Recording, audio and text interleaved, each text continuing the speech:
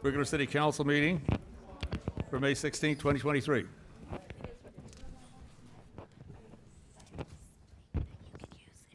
Please rise and join me in the Pledge of Allegiance.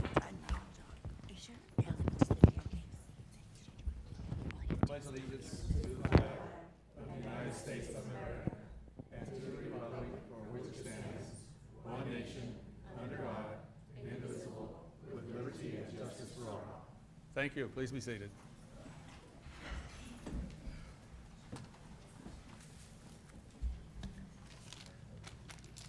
Roll call, please.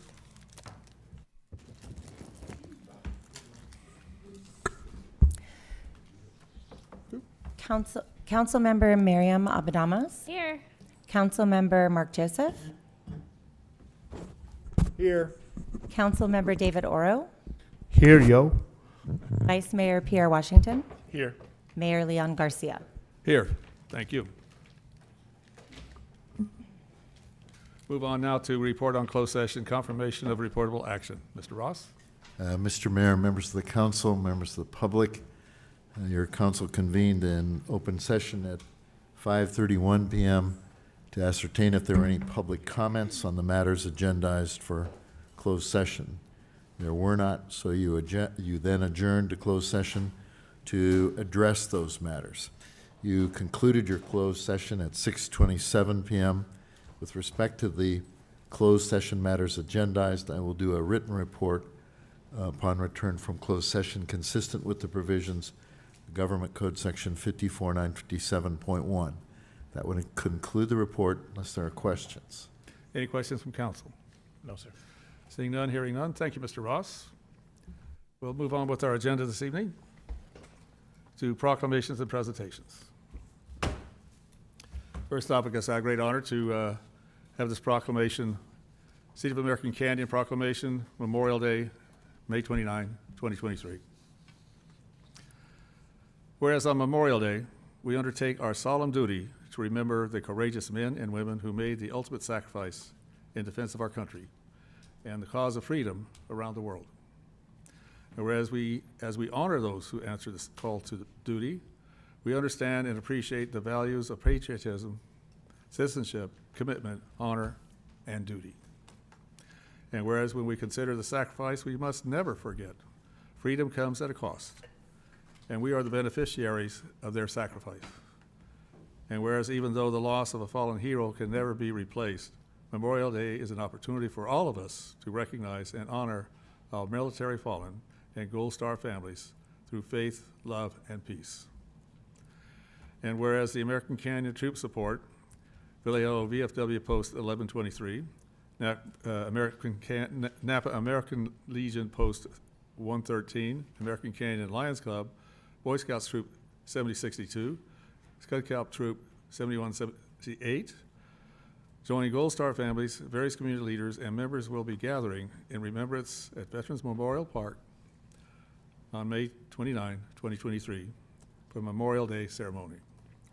Now, let it be resolved that I, Leon Garcia, Mayor of the City of American Canyon, on behalf of the City Council, do proclaim Monday, May 29, 2023, as Memorial Day, a day for paying our respects and honoring the men and women who gave their lives serving our country, and to their families who continue to honor their memory and legacy.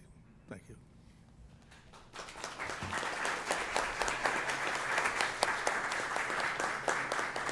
Do we have someone receiving it?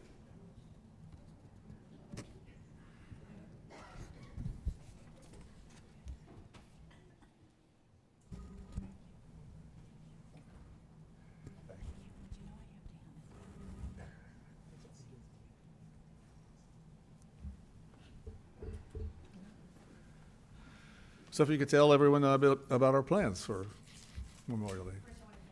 Yes. Better? Yes, better. That works. Thank you very much. Words were great. Thank you so much for that. Like you said, Monday, May 29th at 11 a.m. at the Veterans Park, we will have Memorial Day ceremony. We have very much community participation. We will have the American Canyon a cappella. Did I say that right, Beth? That's going to be singing the national anthem. We will have the Army coming out to do the color guards, raising of the flag. We will also have the Napa Junction Elementary School, and our speakers will be from E5 Therapy, which is a counseling, military counseling. Thank you guys so much. I don't know if you want me to keep this temporarily, because you'll need it to read it during the ceremony, so how do you want me to handle this? You can return it. We'll have it back on Memorial Day. Sounds like a plan. Thank All you. right. Thank you. Thank you for everything you do, Cindy.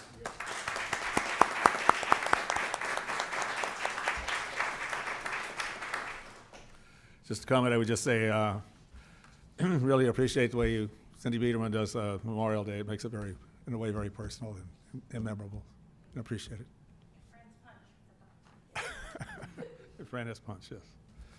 Moving on to the next one. A proclamation for Public Works Week. We got somebody receiving it? There we go. Okay, good.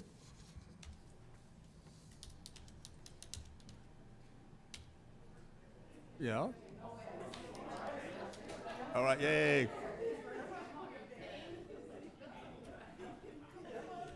Yeah, this is all of you. Yes. Wow, what a great turnout.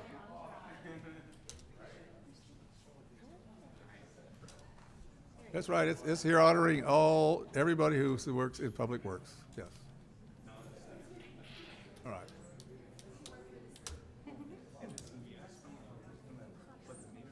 All right. City of American Canyon Proclamation. May 21st to May 27th, 2023, National Public Works Week.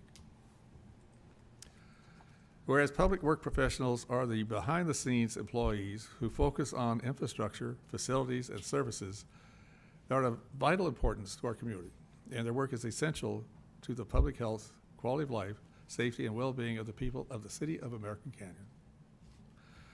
Whereas the City of American Canyon infrastructure, facilities, and services could not be provided and maintained without the efforts of our public works professionals.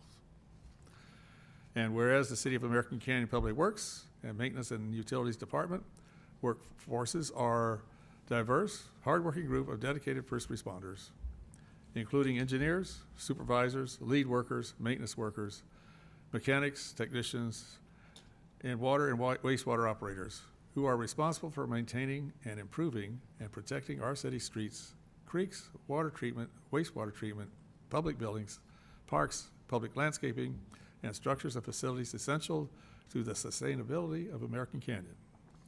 And whereas it is the public interest for the residents, students, business owners, and community leaders in the City of American Canyon to understand the vital importance of public works and to support the success of public works programs in our community. And whereas the year 2023 marks the 63rd annual National Public Works Week, sponsored by the American Public Works Association, it is a pleasure of the City of American Canyon to again join with the APWA to recognize and commend all public works professionals in the City of American Canyon and throughout the state of California.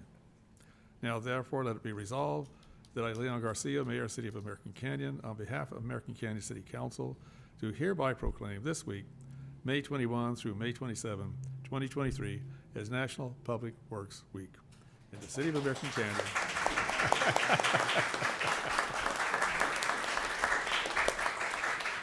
In the City of American Canyon, and call upon all residents to recognize and give thanks for all the contributions the city's public works professionals make every day for our health, our safety, our comfort, and quality of life. Thank you. Bravo.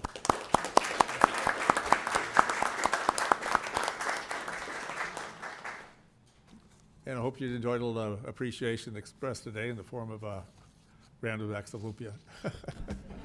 That was just our thought was just, oh, you know what, yeah, we ought to do that. It's always saying thank you. But here. Oh. Can we do a picture with the whole group? We can do a picture. Erica, can we do a picture with the whole group? Yeah, that would be awesome. Because I don't think they ever get to see you Come on, all guys. day. Yeah, but we can shake hands too, and then we'll get a picture. Actually, How are you? See you. You made me come. I'd be playing bocce ball right now.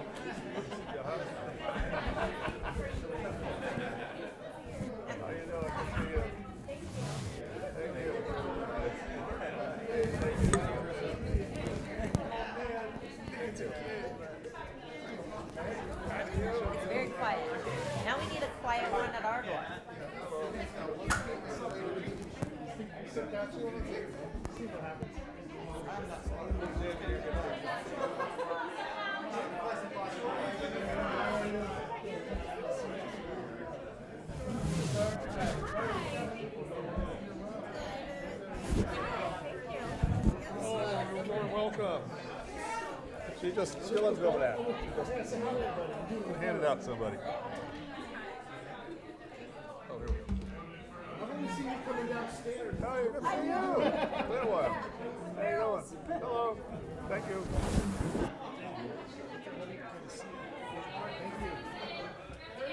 How's it going?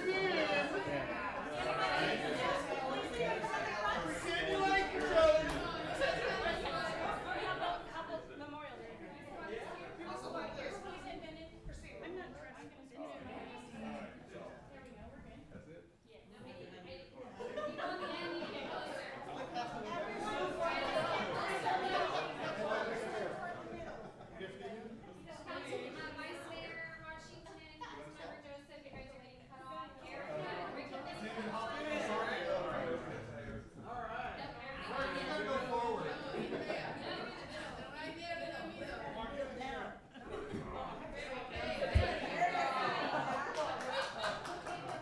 okay, even my squatting looks short. Like, we're gonna look at me. 1, 2, 3. That's a good one. Yay.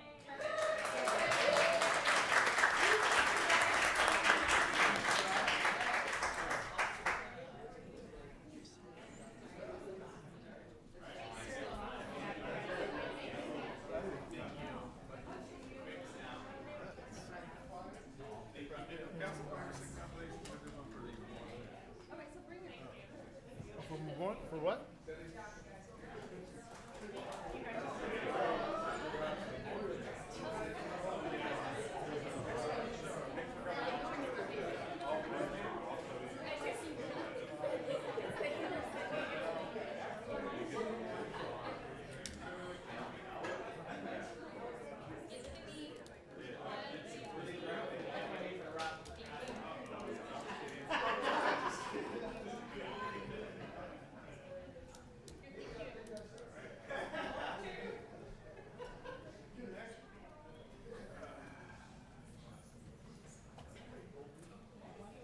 So my chair's doing this.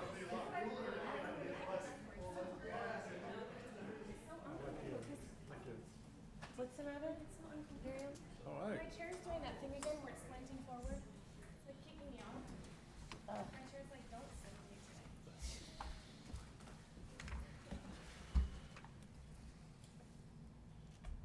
Okay. Wow, it got quiet. You know, it's great to celebrate what people contribute to make our lives better. Always is. Next is a proclamation for National Bike Month. Who receiving it here? Okay, very good. Well, why don't you come on up to the podium.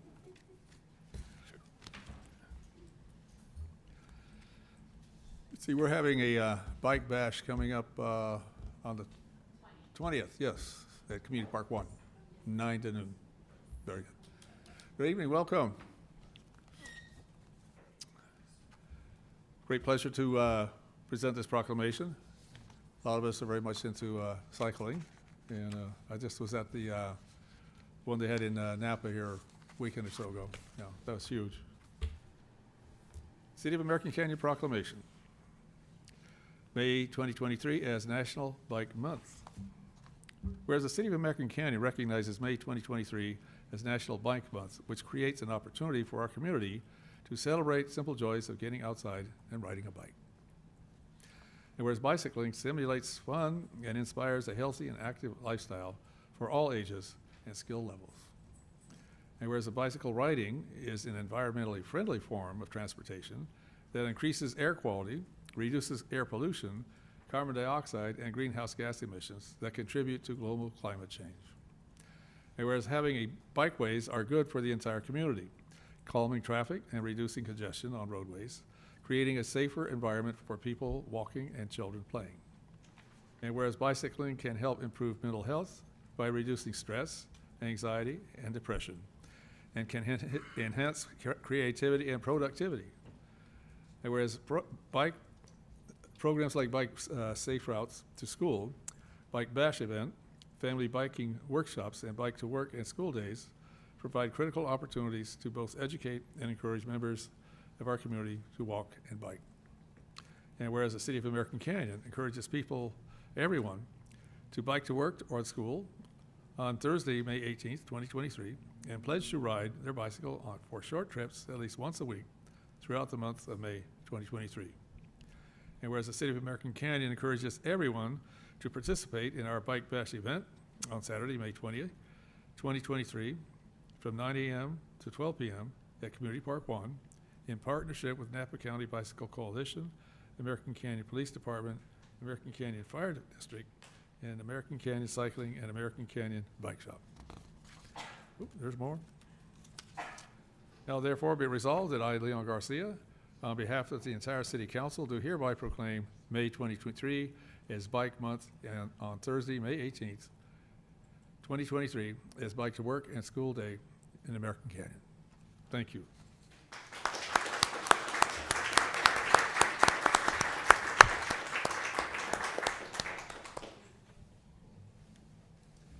Thank you. Well, get a picture? All right. We'll come around. Oh, and Mr. Mayor, I don't know if Councilman Orr wanted to bring his bicycle up here. He I rides his should. bicycle. He brings his bicycle. He rides the bicycle to council meetings. You haven't seen my new bike, have you? Well, No, not yet. why just have, we all should bicycle here, right? Should have. Yeah, well, for an bike club. You could have the council.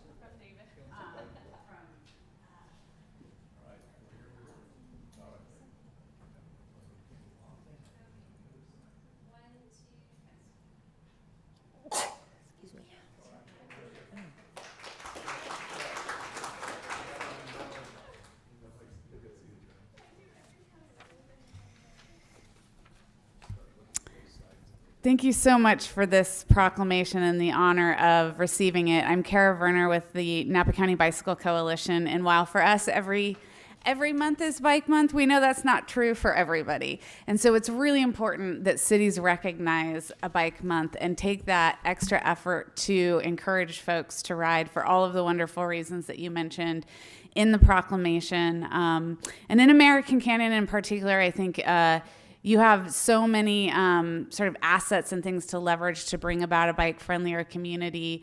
I'm glad I was here to see the Public Works proclamation because they're so important in making the streets more multimodal, and you're very lucky to have Director Almond Smithies who's committed to that and really understands complete streets, so thank you. Your whole Parks and Recs team, when we work with them to do the encouragement activities, is wonderful to work with. And it feels just like a really natural partnership. And I want to thank you all for maintaining your Active Transportation Advisory Committee and even elevating that to a commission. I hope that you will really seek opportunities to take their advice because they are the folks who are living here and riding these streets and walking these streets and knowing really what that lived experience is like. We also want to thank law enforcement who readily partnered with us to apply on a grant that, if we get it, will allow us to do Safe Routes to School programming in American Canyon and throughout the county. So we're all very excited about that. I was very touched but not surprised at all to see the Bike to Work and School Day flyers in the lobby. You're on top of it. Thank you. The high school, the middle school, and one of the elementary schools are participating this year. So that's just this Thursday. Hope you'll all give it a try. And if you don't work or go to school, if you're so lucky as to not work or go to school, we just encourage folks to try doing something on their bike for transportation. Maybe it's you go to the store, maybe it's you go to the library, just something you might otherwise do in your car. So I think I'll just end by saying, two more things. Definitely come to the Bike Bash. We're very excited about that. And I was also touched when I drove up. I saw a bicycle outside, and I thought, I think that bike came from Bike Fest, and it's true. Councilman Oro visited us at Bike Fest last weekend? Now my brain, it's Bike Yes. Month. This Yeah, last weekend. and rode it here, and that's wonderful. We also saw Mayor Garcia there, so. just a lot of passion for biking in the community, and we appreciate it. And I won't repeat all of the good reasons, like the, good for you reasons to ride. I just want to remind folks how joyful it is to get on your bike, that it really just feels good and fun and allows people to connect with their community, see their neighbors, wave, smile. Rather than having it be like a prescription to fix something, even though I think it is in a lot of ways, I want to just, highlight it as just a nice thing to do for yourself. It's because of that joy. So thank you very much. Thank you. Mr. Mayor, if I could say a couple words. That was my first Napa Bike Fest. I hadn't gone before, and the reason why is probably a ton of conflicts with family and stuff. If you haven't ever gone before, it's actually a place to get deals. I have a 1991 Palisades Trail Marin mountain bike. This was before they had shocks on it. I turned it into a commuter bike. It is old, it is rusty, and I had it because nobody would steal it, right? And so like whenever I took it, it was like nobody was going to steal that bike. But at the Napa Bike Fest, the hub was there, and I talk about deals. I got a brand new bike that retailed for $700, and I got it for $200 because they ordered too many. And I went early in the morning, went home, looked around, asked for permission from the family, and then went back there and got myself a new bike. And it is actually, as she talks about the joy of riding, I try to ride as much as I can. I rode to our opening at the, actually I walked on that day, but riding around here, it took me 7 minutes from my house on here. I'm an experienced bike rider, so I did the highway. Not the most comfortable feeling, right? I mean, we would love to get that into a multimodal, sidewalks, bike lanes, etc. But you guys have heard me preach this many, many times. This city is relatively flat, except for Cookie Hill and over in Montevino. There's no reason why we can't make this town a bikeable city, much like other cities like Davis and other places where bikes are the norm rather than the exception. So thank you for being here today. Thank you. Thank you. Now we're moving on with our presentation from American Canyon High School Link Crew.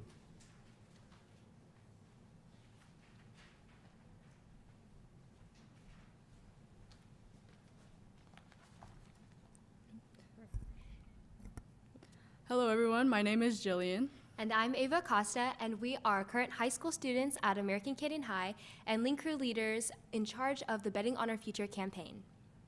So what is Betting on Our Future? It's also known as BOOF, and it is an effort to combat underage gambling and gambling behaviors. So one of the things we do is we spread awareness about what is classified as gambling and also educate others on how to prevent themselves into getting into gambling behaviors.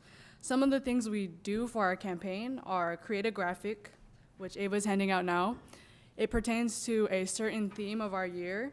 We also create a radio ad, which has local facts about gambling. We also do a merchant education and then conduct a countywide survey, which Ava will talk about.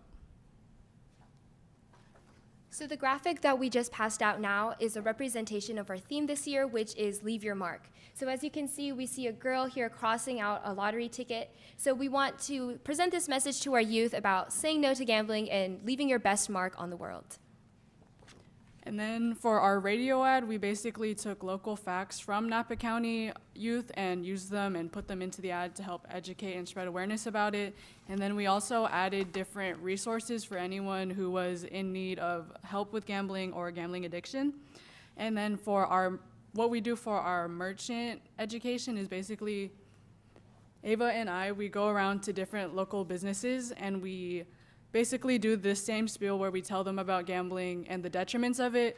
And then we ask them to display our different ads, our different graphics up in their stores so that people are able to see them.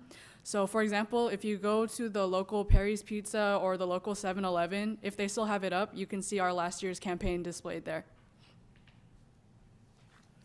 So the paper I just handed out is going to be our survey for 2022.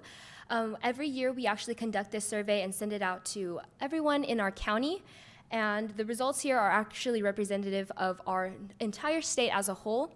Fun fact, we were actually able to get the most survey respondents in the whole state of California. So that's pretty impressive. Wow. So in this survey results, you can see on the right-hand side that over 55% of the respondents actually admitted to gambling, and 94.8% of that population is under the legal age of 18 years old. A majority of these respondents are actually unaware and unknowingly participating in gambling activities without knowing what proper gambling actually is. And Jillian will further explain that. So different activities that could be classified as gambling are dares, cultural games, bingo, raffles, cards, and even video games. So for example, if you were to use your own money to buy, say, like a mystery pack on a video game, that is actually classified as gambling, which could be a surprise to most of you, which is why we're spreading this campaign. With that being said, it's easy to fall into early addiction and behaviors, which can have many adverse effects. Some of these adverse effects include increasing the likelihood of making risky and impulsive decisions, as well as participating in future illegal activities. Standing here before you today, we want to bring this issue to your attention. As you can see, gambling negatively impacts the local youth population. In the interest of protecting our community, we hope to gain your support and to continue to spread the awareness of this issue. Thank you for listening, and thank you for your time. Well, thank you for your presentation. That is a remarkable piece of work done. You really researched it very well, it looks like. Thank you. And I think it's, frankly, as you move forward into your careers, that type of work effort applies to a lot of things to get done. So thank you for it. And it's a great message to pass out there. Thank you. Thank you.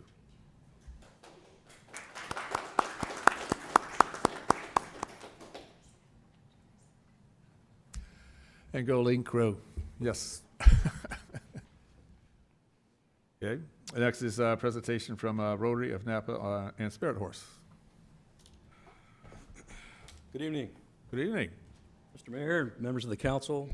My name is John Crawford, and I'm the president of the Rotary Club at Napa. I'm here to talk tonight about the Spirit Horse Ranch, which is really a gem that you have within the city of Yes, it is. American Canyon. Great project, great program. The founder, Charlotte Doherty, has been working for years with kids on the spectrum, as well as survivors of trauma and addiction, veterans, families, providing equestrian lessons and therapy, quite frankly, for folks through horses. You know, horses are magical, quite frankly, and they reach people oftentimes in ways that other methods don't work. And recently, over the last few months, Charlotte has developed a program where she's sort of a semi-formal program where she's working with the kids, some of the kids from Camille Creek High School. And if you're not familiar with Camille Creek, it's run by the Napa County Office of Education, and it's for all the kids throughout the county, wherever they may be, who have been expelled from their own schools, their home schools, or are on active criminal probation. So these are the kids in our community that, you know, if anybody ever talks about a school to prison pipeline, you know, it's a phrase we hear sometimes. These are the kids who are really kind of at the most risk of having that issue in their life, right? Looking at incarceration as they mature and grow older. And anybody that's worked with kids, and there's people in this room that probably know this better than I do, will know that oftentimes kids that have these issues in school, they have impulse control issues, they have decision-making problems, they perhaps lack structure or empathy, certainly lack in leadership skills. And what Charlotte has been doing, she's been taking these kids, a group of selected kids from Camille Creek, on her own dime. She brings them down with an instructor once a week, and while they're at the ranch for a couple of hours, they learn about horses, how to care for horses. They're required to brush them and take care of them and learn all about anatomy and things of this nature. And as a reward, they're allowed to learn how to ride. And because of this program, the teachers have noticed a significant increase, this is anecdotal evidence obviously, but a significant increase in their grades are better, they're acting out less, their self-confidence is increased. And you know, in my own experience as a law enforcement officer, I've spoken with kids that are on the wrong path in juvenile hall and in custody and things of this nature. And I remember one young lady who basically told me that she was in the juvenile hall because she had no real hope for her life, so what difference did it make? And she was 14. And I'll always remember her. And the work Charlotte is doing can really positively impact these kids, so nobody has to talk to another 14-year-old that feels that way. And as an example, she was talking to a young man who's in her program a few weeks ago. And if you know anything about horses, and I'm not going to claim to be an expert, but they require a certain calm, controlled leadership. You know, they're very intuitive animals, they're very sensitive, and if you can't control your own emotions, they feed off of that.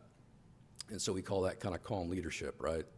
And she was talking to this young man, and she said, you know, you've really been doing a good job with your leadership out here. I've really been impressed with you. And he looked at her kind of strangely, and she said, well, has nobody ever told you anything like that before? And he said, no, nobody's ever really said anything like that to me. And so all that being said, what does this have to do with Napa Rotary, right? So the Napa Rotary, we're really, our fundraiser this year, because we're impressed with what she's doing, because we feel very strongly about this potential for success and how much this can change these kids' lives, Charlotte created a more formal program with a formalized curriculum where she's going to be bringing kids down, hopefully, and have a lesson plan where, you know, on a weekly or semi-weekly basis, she'll have somebody associated with the veterinary field, the equestrian field, come in and talk about what they do and how they do it. So not only is she going to be building these kids up from a structural perspective, if you will, she's also going to be showing them what they can do with their lives. We just feel strongly that if you believe in evidence-based programming, as I do, as a lot of us do, that this is clearly, well, like I said, you know, it's not completely studied, but certainly there's a certain amount of evidence there, and Charlotte can't afford to keep doing this without some help. So that's where we decided to help her. So June 17th, the Rotary Club of Napa is going to be hosting a fundraiser at the Spirit Horse Ranch. We'd love to see anyone and everyone there. It's going to be a good time. We're going to have some light music from a Western band, just a three-piece thing, nothing crazy.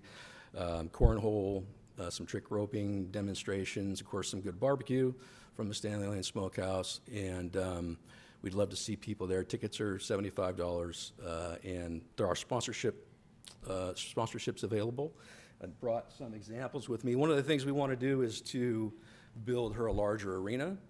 A smaller arena works great when you're teaching people the beginning sorts of things, but when you increase speed and that sort of thing, you need a sort of a larger arena. So the arenas are built out of what we call panels, or really sections of fencing, and the size arena she needs would take about 40 sections.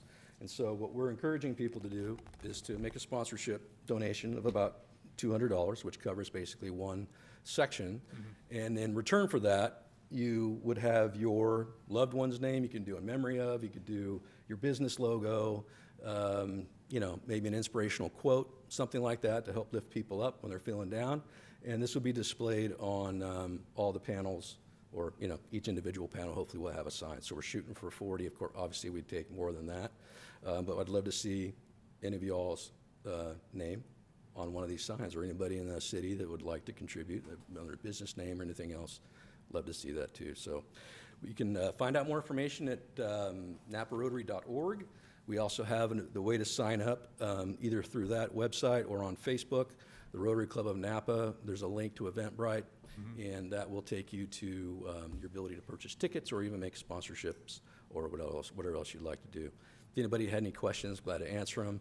Or in the future, my email is napacrawford@gmail.com. So glad to answer any questions there as well. Thanks for your time. I appreciate it. John, what Yes. time is it on Saturday, the 17th? It starts at 4 and ends at 8. Okay. So he got a few stitches on his eye. You know, the thing you learn about horses is it's always something. And so one of them cut his little pony cut his eye last night, so he had to get some stitches at Davis, but he'll be fine. Yeah. So anyway. What's the time again on that? From 4 to 8. Yeah, 4 p.m. to 8 p.m. Yep, we'll be out there at the ranch, and yeah, looking forward to having a good time. Okay. Yeah, we're just out there with the 4-H. Right. Last Yeah, weekend. yeah, they had some bingo out there. Yes, they did. Yeah, Patty Yeah, bingo. that was a fun event. Yeah, yep, exactly. So I So, just look at the, very impressed with what both 4-H and Spirit Horse yeah, contribute to the community. thank you, Mr. Mayor. Yeah, So- no, they're both really, they're gems of the community that American Candy should be proud of, for sure. We are very proud of it. Yeah, And we're thank very you. thankful they're here. Absolutely, thank you. Thank you, sir.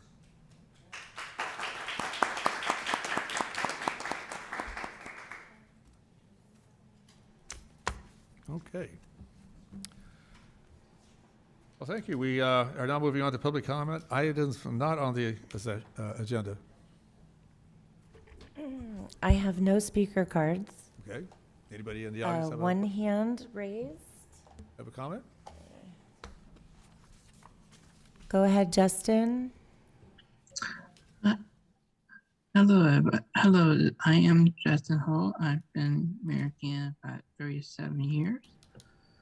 I want to shout out. I just take my dog on a walk last weekend. I see everybody there. It's very nice to see everybody there. And I just want to get more update on the new house across Karen Dunmore. If we had update, I hope that we can build new house. Thank you.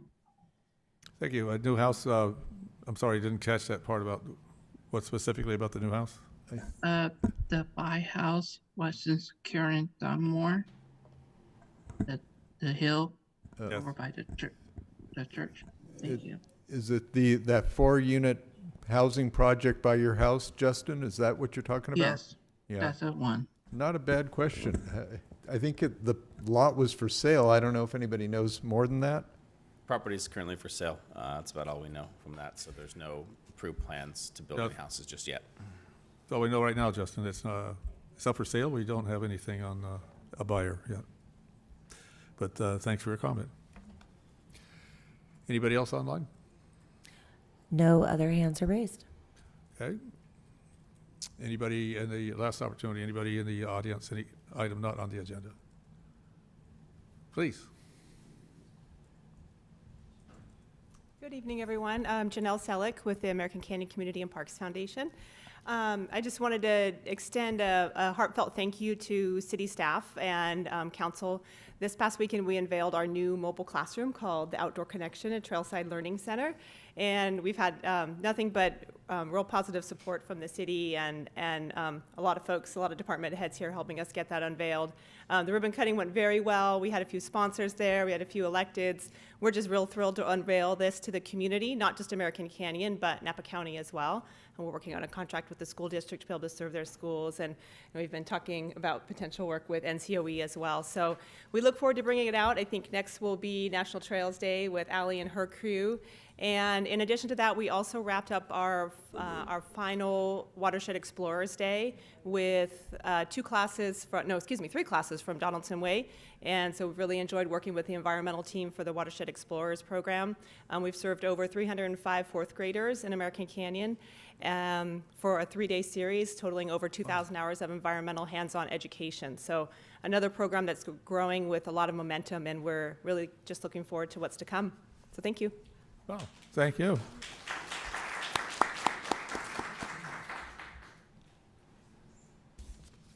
Anybody else from the public wishing to comment in attendance? Oh, all right.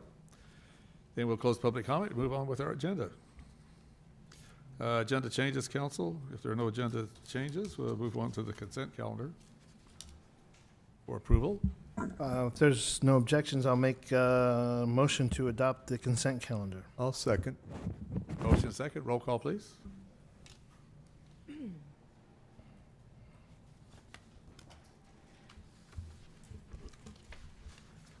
Councilmember Abadamos? Yes.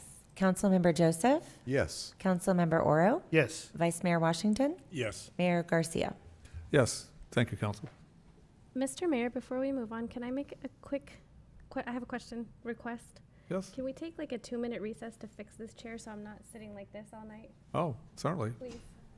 Just somebody can work the equipment, please? Thank you. Yeah, Sorry, guys. Thank comfort you. is important, yes. Yes, thank you. I don't know how to fix it, and it leans forward. And like even this Oh, is yeah. a weird mess. It's so uncomfortable. This one works. We'll just swap it out and then I'll. We'll figure out. That's the easy way. Good, yeah.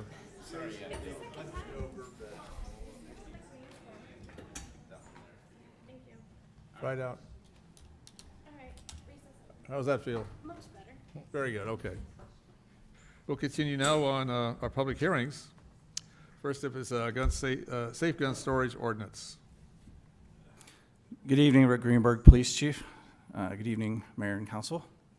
Tonight, I have before you the gun safe storage ordinance. Now, say that 3 times, it can be quite a tongue twister.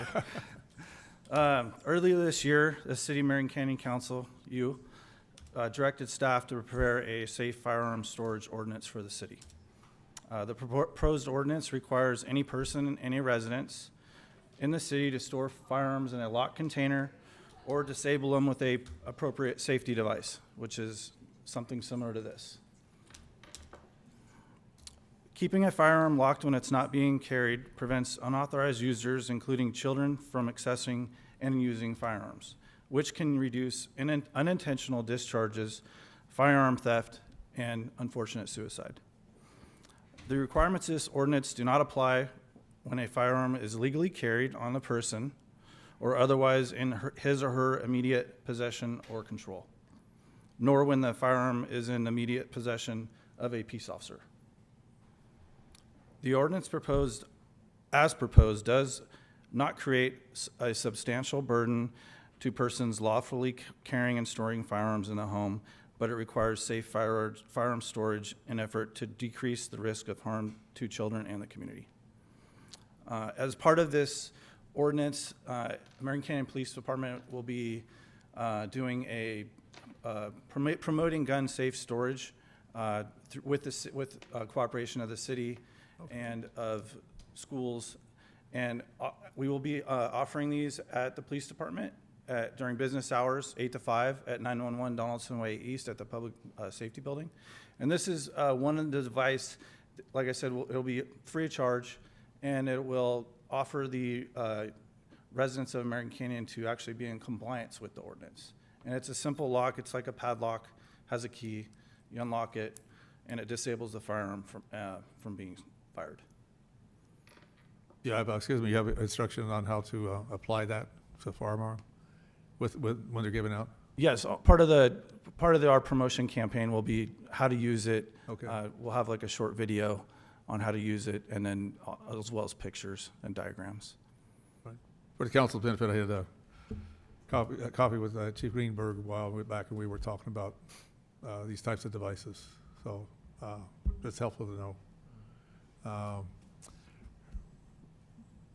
Thank you. Anything further, Chief?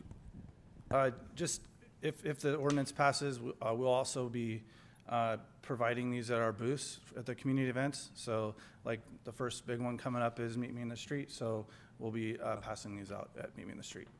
Thank you. Chief? A quick question. Do those, I know it's designed for safety so you don't accidentally shoot somebody, but do they also make it less likely to be stolen if somebody breaks in? Is there a safety perspective in terms of theft? So you could lock this to, something in your closet, like a top shelf. A more safer so these aren't necessarily for theft deterrent. Right. I mean, someone could disable this if they wanted to. Easy, It's more for safety. For anti-theft, it would be more appropriate to put it in a locking safe. It's bolted to the floor, wall, or something of that nature. Yeah, that's a little more expensive, but then again, guns are not cheap either. So, okay, thank you. Vice Mayor Washington, question? Yeah, thanks, Chief, for that. One, I like the ordinance because, one, it helps educate and inform people of the proper storage of weapons. I actually feel that folks should go through a gun safety course when they get guns, and that's not always the case. But I like the fact that you're using the community event to get those things put out and the opportunity to have face-to-face contact with people who are concerned about the safety. And I believe that it will deter some of the things, especially when you made reference to suicides. It's important because the convenience of a gun that's not secure is too easy for our youth to get a hold of. So I appreciate and applaud that you're putting this together, so thank you.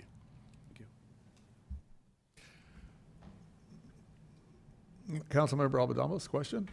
Thank you, Mr. Mayor. Yeah, thank you for putting this together so quickly.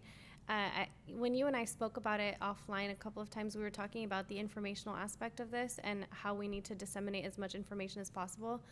You may have not already set up your informational campaign, but in addition to giving out information in the locks at the booths, I think we talked about passing out flyers at the schools, in the cubbies, or can you talk to us a little bit more about that and what you plan to do in terms of sending out information? So the schools, we've talked to the schools briefly about it, but I figured a good way would be to possibly push it out on, I know Napa Valley Unified School District has Parent Square, and pushing out information that way. The days of the paper newsletters that go home to parents at school are kind of to the wayside, so. Yeah. I mean, when I was in school, we had the paper newsletters. I don't know any better. Right? But yeah, and our social media platforms as well. Excellent. Yep. Thank you. Right, any further question? Council ready for public comment on this matter? Hearing no objection, public comment is open. Anybody want to comment on this?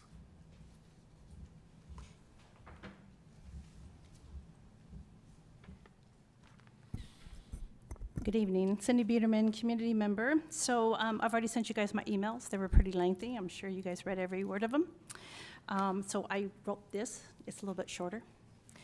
In regards to your education component, I will state, as I stated in the past emails to the council and city manager, in July and August of 2022, Assembly Bill 452 and Senate Bill 906 was signed and became effective on January 1st, 2023. The new statutes require local education agencies to inform the parents and guardians of each enrolled pupil of California Child Access Prevention laws and laws relating to the safe storage of firearms. Its purpose is to educate gun owners about gun storage rules in order to protect our children from senseless death and injury and help turn the statistics around. Most would think putting a gun in a locked safe or securing a gun with a lock is common sense to safety. However, conversations with some school resource officers revealed parents believe their guns are secured because they hide their guns in the room, in their house, thinking their child will not find it. How many of your children have found your Christmas presents that you were hiding for Christmas? They're not safe. Currently, the Napa County Health Department is beginning to engage in discussions on gun violence. Santa Clara and Los Angeles County Public Health have both put on recommendations addressing gun violence, as it is their belief that gun violence is an epidemic. I hope the council's efforts to address gun violence does not stop at just passing an ordinance. Gun violence is not just a law enforcement problem. It is a community problem. It is a national problem. It is my hope the council will use the passing of this ordinance as a starting point to provide ongoing gun violence prevention education to our community until the gun violence is no longer an issue. Sometimes I think society is ass backwards. I often volunteer at my granddaughter's school. I happened to be in the class when they had a school lockdown drill. The students there were told to quietly get up and hide in specific locations. My granddaughter had tears in her eyes, asked me to climb under the table with her. We shouldn't be educating our children how to hide from potential shootings or violent intrusions. The adults should be educating and finding solutions to prevent from them occurring. So as my emails I sent you guys before, it's not about so much the ordinance for me. You have to have that ongoing education. It is law, July 1st, 2023. The State Board of Education will start giving the schools information. But that's the schools. If you guys can put in your PIO letters, your Friday night letters, it doesn't cost you guys anything. Constant, I don't mean once or twice. I mean, we had a pandemic with COVID. We all learned to wash our hands in kindergarten. How many commercials did we see to wash our hands? Evidently, we didn't say the ABCs when we washed them. It's common sense, but it's not so common.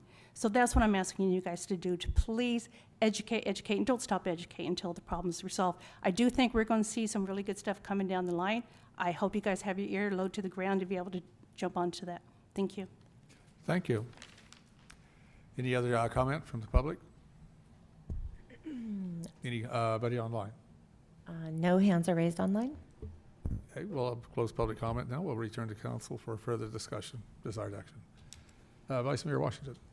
Yeah, just one question for you, Chief. On the ordinance, if we put the ordinance into effect, would that allow the police, when they respond to domestic violence calls in homes, to add an enhancement on some of the arrests when we find that a weapon is involved and the weapon wasn't properly secured?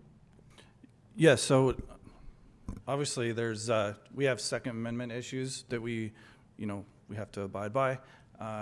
So we wouldn't be we're not gonna be out, proactively writing search warrants and going to people's homes to check on, being sure they're in compliance with this ordinance. This would be like you suggested, Councilmember, Vice Mayor Washington now.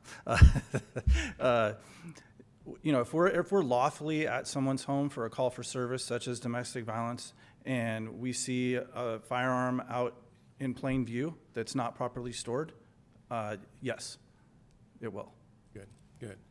Good. If none of my colleagues have any other questions, you have a question?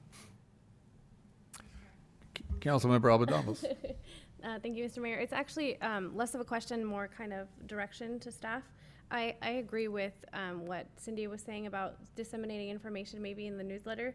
So either, I don't know if we can do like a quarterly thing in the newsletter, just, once a quarter, add some information about gun prevention, safety, or if every time NCOE puts something out, we share it as well on our social media pages and in our city manager's newsletter. If my colleagues agree with that. Can I make the motion? Sure, if you'd like to. Okay, now Mr. Washington, Vice Mayor Washington is allowing me to make the motion, so I'd like to move ordinance number 2023 next in order, an ordinance of the City Council of the City of American Canyon, State of California, amending Title IX of City of American Canyon Municipal Code to add Chapter 8.19, Safe Firearm Storage. Is there a second? I'll second it. Motion and second. Roll call, please.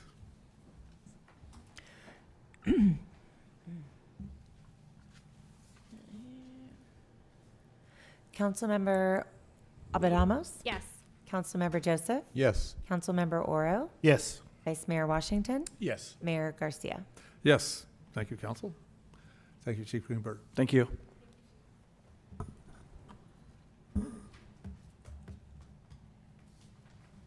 Moving on in our agenda, item number 20 here, 106 Wilson Way, second special assessment lien. Mr. Mayor, members of the council, the staff report on 106 Wilson Way details the chronology of factual events that lead to the second imposition of a lien for city costs associated with the cleanup of this property. I think it's critical to note that there's been a progression with respect to the property that now is at a state where there is involvement from the public guardian, Adult Protective Services with respect to the owner, Lee Schmidt. It's anticipated that because of the entry of a default judgment, that the appointment of a receiver is imminent in further implementation of that judgment in conjunction with working with the public guardian to address issues associated with Mr. Schmidt and his housing alternatives as the cleanup effort continues. The amount of this second lien is slightly less than $27,000. It, in conjunction with the first lien, are authorized as indicated in the staff report by specific provisions in the municipal code that are authorized under specific provisions in the government code for the recovery of costs in this situation. I think you can reasonably anticipate that in further implementation of the default judgment and with the receiver's appointment, that there will be a regular method to ensure cleanup of the property. and also, and I want to emphasize this, an examination of the ability of Mr. Schmidt to maintain the property and to care for himself and others that may be present on the property. So with that, unless there are council questions, I would request open the hearing. The resolution is for the specific time period of October 1st through April 30th. Okay. Thank you, Mr. Ross. Any questions from council members? No. Seeing none, we'll open the public hearing at this time. Anybody from the public wishing to discuss this matter? Voice an opinion on the matter. Anybody online? No one online. Okay. One last opportunity. Anybody wanting to address this matter? Public comment. Seeing none, I'll close public comment. We will return to council for further discussion and desired action. Well, if no one else is here and if Mr. Schmidt isn't here to speak on his behalf, I'll make a motion that we adopt resolution number 2023 next in order, a resolution of the City Council of the City of American Canyon confirming the second report of proceedings and accounting for the costs incurred in abating the public nuisance located at 106 Wilson Way, and notice of ordering the imposition of a second special assessment lien. I'll second. Motion and second. Roll call, please. Councilmember Abadamas? Yes. Councilmember Joseph? Yes. Councilmember Oro? Yes. Vice Mayor Washington? Yes. Mayor Garcia? Yes. Thank you, council. Thank you. We'll move on now to business items. Review proposed fiscal year 2023-24 budget. Vice Mayor Washington and I, at part of the Finance Committee, had an opportunity to go through this with Mr. Gomez earlier. And thank you. And it was a very good presentation. We're going to get the presentation here loaded up in a moment, Mayor. Okay. Is the remote for the television over there one? Yep. There you go. Thank you.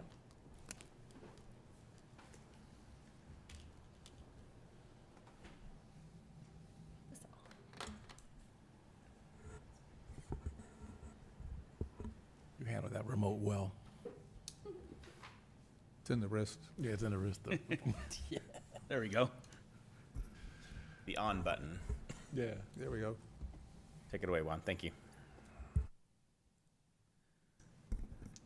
Good evening, Mayor, Vice Mayor, members of the City Council. My name is Juan Gomez, Finance Director for the City of American Canyon. And today I'm pleased to present to you the 2023-24 proposed budget for the city. Before I begin, this is a months-long process in collaboration with other departments, city manager, assistant city manager, and outside consultants. A lot of work from the finance staff in developing this budget. And I like to say that I appreciate every department heads and their department staff's help with this. It went very smoothly. I started this position in January. We kicked off really in February. And everything went smooth, so this is a balanced budget that we will be presenting tonight. So without further ado, we'll get into the presentation here. This is the budget calendar for 23, and this is kind of the cycle of what the entire budget entails. So in February of this year, we kicked off. We provided direction to the departments. We provided them spreadsheets. We gave them deadlines and so forth. And then in March, we went into the meat and potatoes of the budget development. Finance went into the revenue assumptions. Any position requests from departments were also requested at that time. And also non-personnel department requests were also requested at that time. In March, we also did have a council workshop. At that council workshop, we discussed kind of a new way of budgeting. We currently have certain reserves in our general fund reserve, and we're looking to essentially rearrange those reserves, kind of repurpose some of those reserves. I'll go in a little bit more detail as we go along the presentation and share some of the proposals there. In April, we continue with the development. Finance reviews it, make sure all the numbers pencil out, make sure that the the factors, the COLAs, the inflation rate, everything that we're seeing is appropriate. The departments work on their narratives, KPIs, which are the key performance indicators, accomplishments and goals. We are currently here in May. I presented to the Finance Subcommittee on Friday, to the mayor and vice mayor, and then we are here today at the City Council presentation. After today, we will begin the draft of the budget document. We use OpenGov, which is an online website that we use to present our budget. We kind of are going paperless and not presenting a budget document, printing out a budget document anymore. We're really going to online where there's navigation. Folks can go in there and navigate, see the detail. It's I think, in our opinion, a little bit more transparent. It's got a little story behind the numbers and what makes up a number in detail. And then in June, we'll present the budget to council on June 6th for final budget adoption. We'll also bring forth to council the KPIs and the 10-year forecast. We'll also bring forth to the council the adoption of the 2024-28 CIP, Capital Improvement Program, and then we'll finalize the budget document and transparency portal. So I'd like to start out first with the general fund. The general fund is the main operating account for the city. This is primarily composed of a lot of sales tax, property tax, fees and fees for charges and fees for services. This is kind of what makes up the revenues and expenditures. It's public safety, administration, a lot of day-to-day expenses are in the general fund. So as we look at the general fund here in fiscal year 22 for the year that just ended, we had a surplus of $381,000. As I presented in February, the 23 mid-year adjustment, we're projecting a $2.3 million surplus. That, as you recall, that $2.3 million surplus was a result as a favorable decision we had from the state of California, the sales on sales tax, where we had a business that wasn't previously reporting sales tax to the city of American Canyon. The state determined that the point of sale is the city, and hence we're receiving that revenue on an ongoing basis, and plus we had a one-time $1.5 million revenue infusion there. As we look at the 24 budget, we have an operational surplus here of $122,000. There is proposed transfers here of $5 million that are going out to what we're calling renovation and replacement funds. And again, I'll get into a little bit more detail on what those are, but essentially that's kind of rebalancing what we have in our fund balance in terms of what we have in the CIP reserve and what we have in our economic development reserve, and adjusting some of what we have in undesignated as well. So really, as on paper, as we prepare this budget, it looks like we have a deficit, but essentially we're just moving from one fund reserve to another fund reserve. Now, we will be expending some of those reserves in a parks renovation and replacement. I'll get into that in a little bit, but as you see, don't want anybody to see that the city is in an operational deficit when we're not. We really have an operational surplus of $122,000.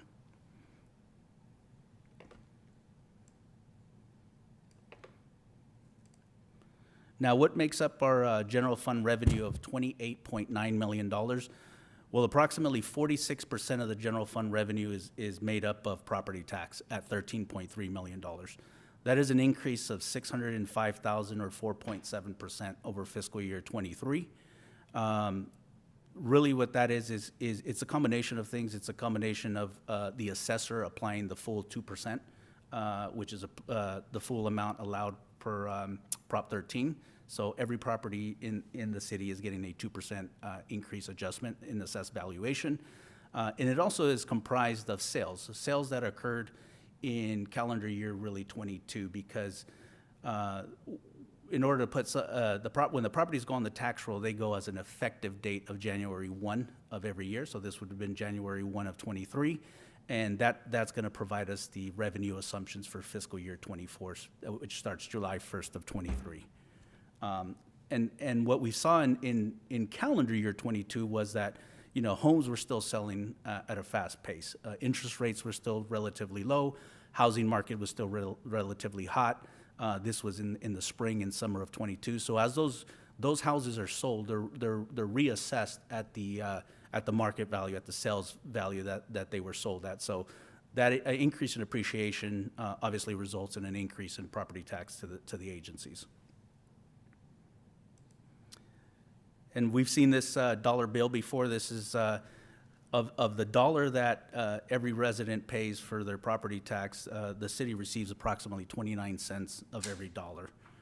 You can see that Napa Unified School District gets about 51 cents of that dollar, and then we have the superintendent of schools, Napa Community College. Our fire protection district gets approximately 3% of that dollar. There are other agencies, mosquito abatement district and so forth, that get that share that 3 cents. So really, when you pay your property tax, the city really only gets about 29 cents per dollar. The second largest revenue generator here is our sales tax. We are seeing a small increase to $4.5 million. What we're seeing here is that it's only a 3% increase over fiscal year 23. We are seeing that the sales receipts are starting to cool. I think inflation is really hurting the households. A lot of the disposable income and discretionary income that's available, that amount is actually decreasing as consumers spend more on food, groceries, fuel, rent, et cetera. So we are seeing, in terms of the retail, we are seeing a slight cool down. It's still on the upswing, but it's kind of leveling off right now. Economic uncertainties on jobs and interest rates and so forth, a lot of households are starting to pull back on disposables, on discretionary spending. So as we see the pie here of the 7.75% that folks pay, the city of American Canyon gets 1%. So 1% of that 7.75 goes to the city. You can see that the state of California general fund gets approximately 50% of that 7.75. This 1% represents about 13% of that 7.75. So we don't get a whole lot from that. The state of California is getting 3.94. They're also getting 1.56. The city, however, does get a portion of these two. The Measure T for roads, we get a portion of that back to our cities. And we also get a portion back of this state public fund through Prop 172. We do get that back for public safety purposes. Now, I just want to mention that I excluded this 1.5 million. That was a one-time recovery that we received. So when we had that determination, they went back a couple of quarters and gave us a lump sum after they made that determination, gave us that 1.5 million. But if I wanted to compare apples to apples, I extracted that to show that we absent that one-time money, we are increasing 3% year over year. And then we go into another major revenue generator here in the city is our transit occupancy tax, which is charged on hotels. For those that stay at a hotel on a per nightly basis, they are charged 12% for each night stay. We are seeing an increase of $344,000 or 22% over fiscal year 23. Now, the majority of that TOT increase is a result of our anticipated opening for the fourth hotel, which is we're anticipating a half of fiscal year in revenue for that hotel. As you know, also we have 2 additional hotels that have been approved. The hotel here that the Home 2 Suites that's opening sometime in December and January is bringing online 102 rooms. We also have approved the Watson Ranch Hotel and the Hampton Inn Hotel. So we're doubling basically our rooms that we have in the city. So over the long run, as I build this financial forecast that I'll present in June, we'll see that those revenues really will essentially double. We'll have double the amount of hotels here. If all goes well, pending no recession or anything like that, we should see some good revenues from TOT. The occupancy rate that we're seeing here through fiscal year, through this calendar year, through March 31st, we're seeing about a 77% occupancy rate. So of the available rooms that are out there available for rent, about 77%, a little over 3/4 are being rented on a monthly basis. That is slightly down. Yes, last year was, for the full calendar year was 79%. Yeah.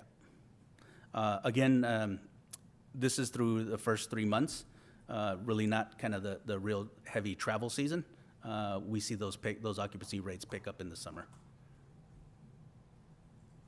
And then you can see here the dollar, the $1, the full 12% that those guests pay for the TOT tax comes back to the city. And that is about to the tune of $1.9 million. Other revenues that we have here, assumptions is we have franchise tax. We're projected to receive $1.1 million in franchise tax. We did have a new contract with Recology, which is increasing our solid waste fee revenue by about 36% or $124,000.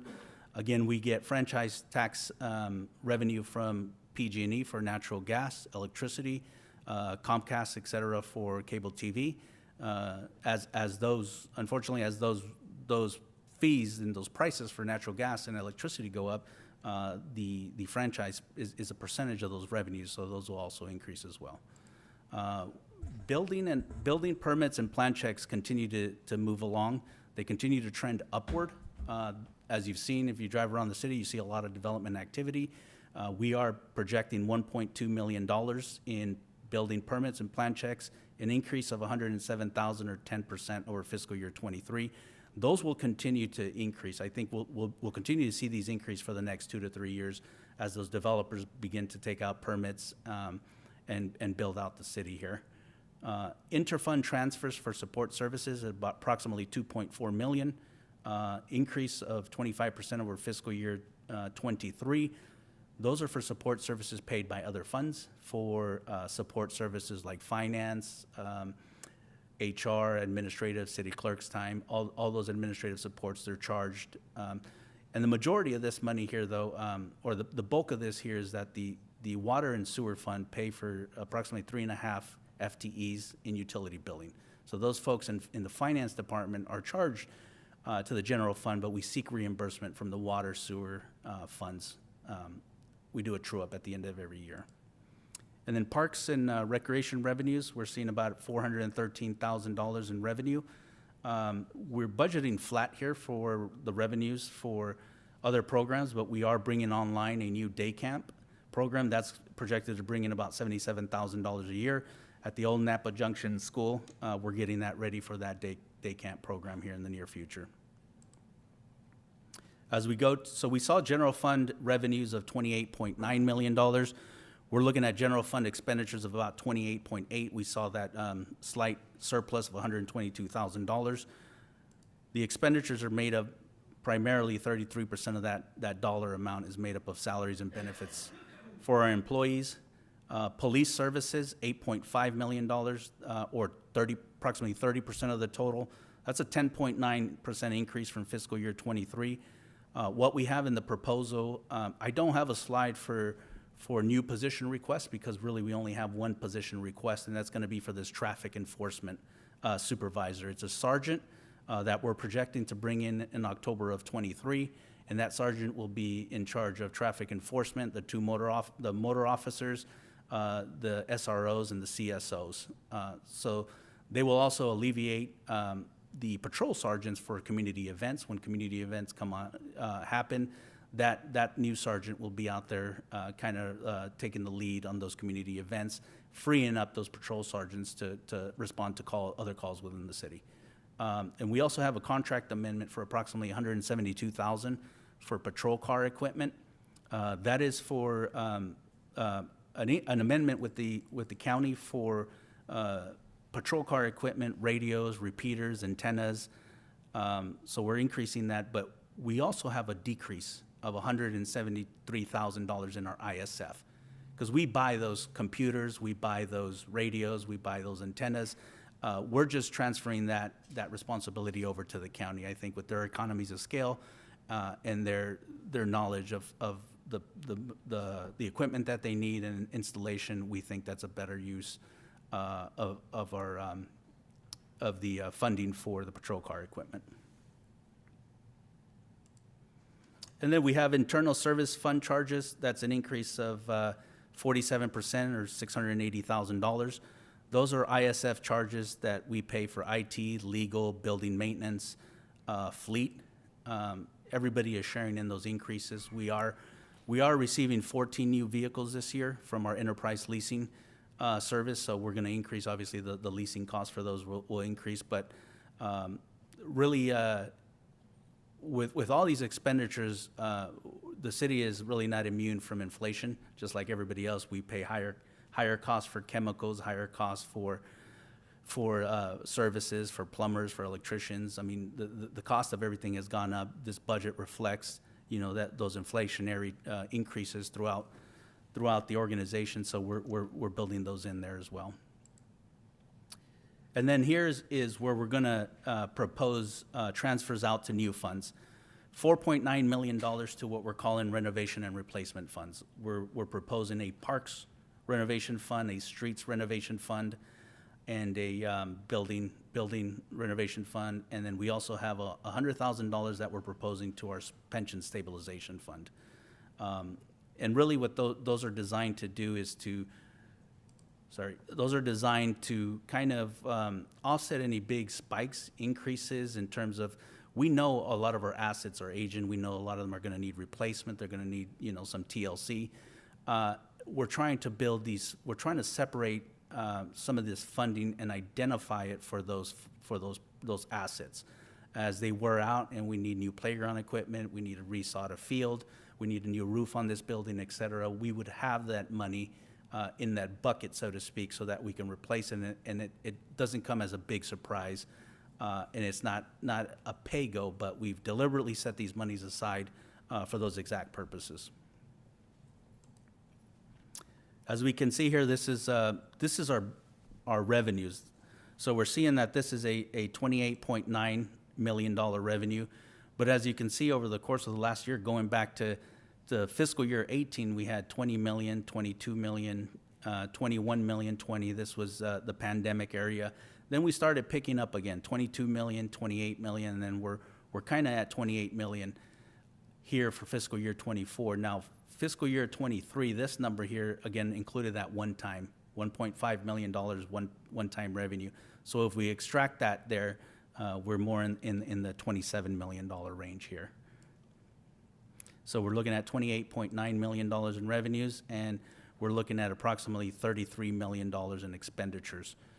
If I take out this $5 million, again, as I mentioned earlier, we will have an operational surplus of $122,000, but on our budget here, this is what it's going to look like as a deficit here due to transfers out of $4.9 million.